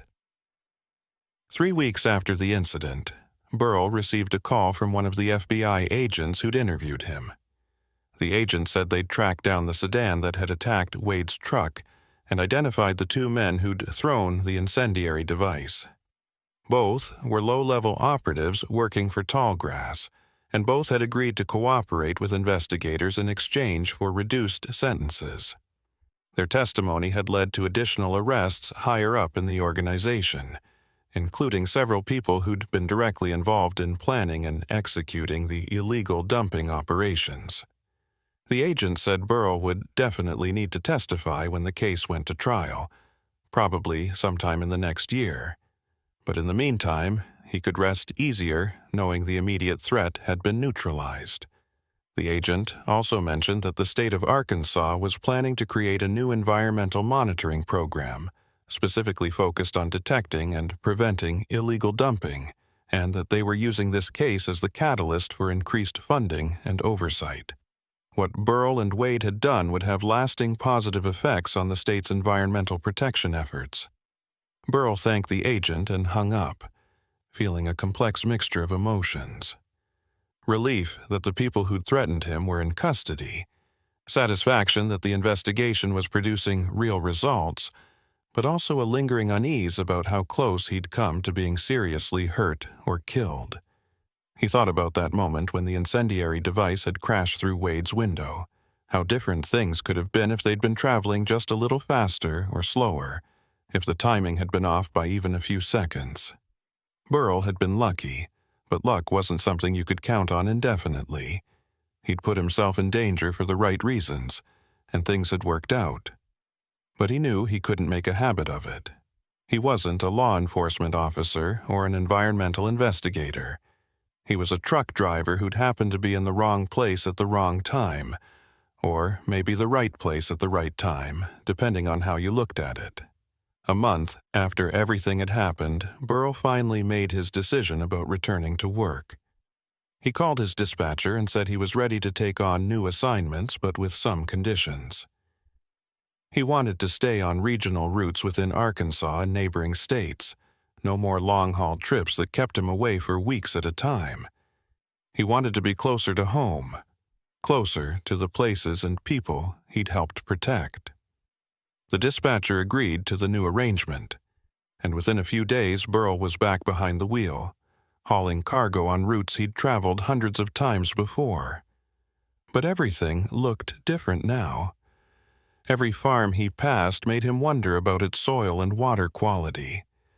Every small town made him think about the families living there and what threats they might be facing without knowing it. Burl found himself paying attention to details he'd never noticed before.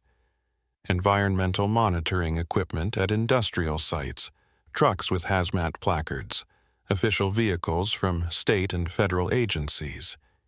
He'd developed an awareness he couldn't turn off, a heightened sensitivity to the ways humans interacted with and impacted the land around them.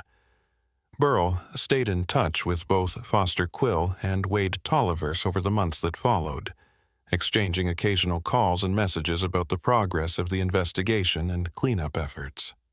Foster kept Burl updated on the legal proceedings against Tallgrass and the individuals who'd been arrested, which were moving forward despite aggressive defense tactics and attempts to delay trial. Wade sent regular updates about the remediation work on his farm, which had become something of a model project for how to properly clean up large-scale chemical contamination. Environmental groups had taken an interest in Wade's case, and he'd become an advocate for stronger regulations and oversight of waste disposal practices. Both Foster and Wade credited Burl with being the catalyst that brought everything to light, though Burl consistently downplayed his role. He'd just stopped to help at an accident scene, he'd tell them. Anyone would have done the same, but Burl knew that wasn't true. Most drivers would have kept going, not wanting to get involved, not wanting to risk delays or complications with their deliveries. Burl had made different choices, and those choices had mattered in ways he was still discovering. He'd learned that being a witness to something wrong carried responsibilities, that knowing about injustice created an obligation to act even when acting was dangerous or inconvenient. These weren't lessons he'd expected to learn from his years on the road, but they were lessons that had changed him fundamentally. He wasn't the same person who'd pulled over at that accident scene 4 weeks ago. That Burl had been focused narrowly on his own concerns, his own schedule, his own small corner of the world. This Burl understood that his corner was connected to everyone else's, that the road he traveled on linked him to communities and struggles he'd been ignoring for too long. 6 months after the initial incident, the trial began for the first group of defendants connected to the tallgrass dumping operation. Burl testified on the second day, spending 3 hours on the witness stand describing what he'd seen at the accident scene and the events that had followed.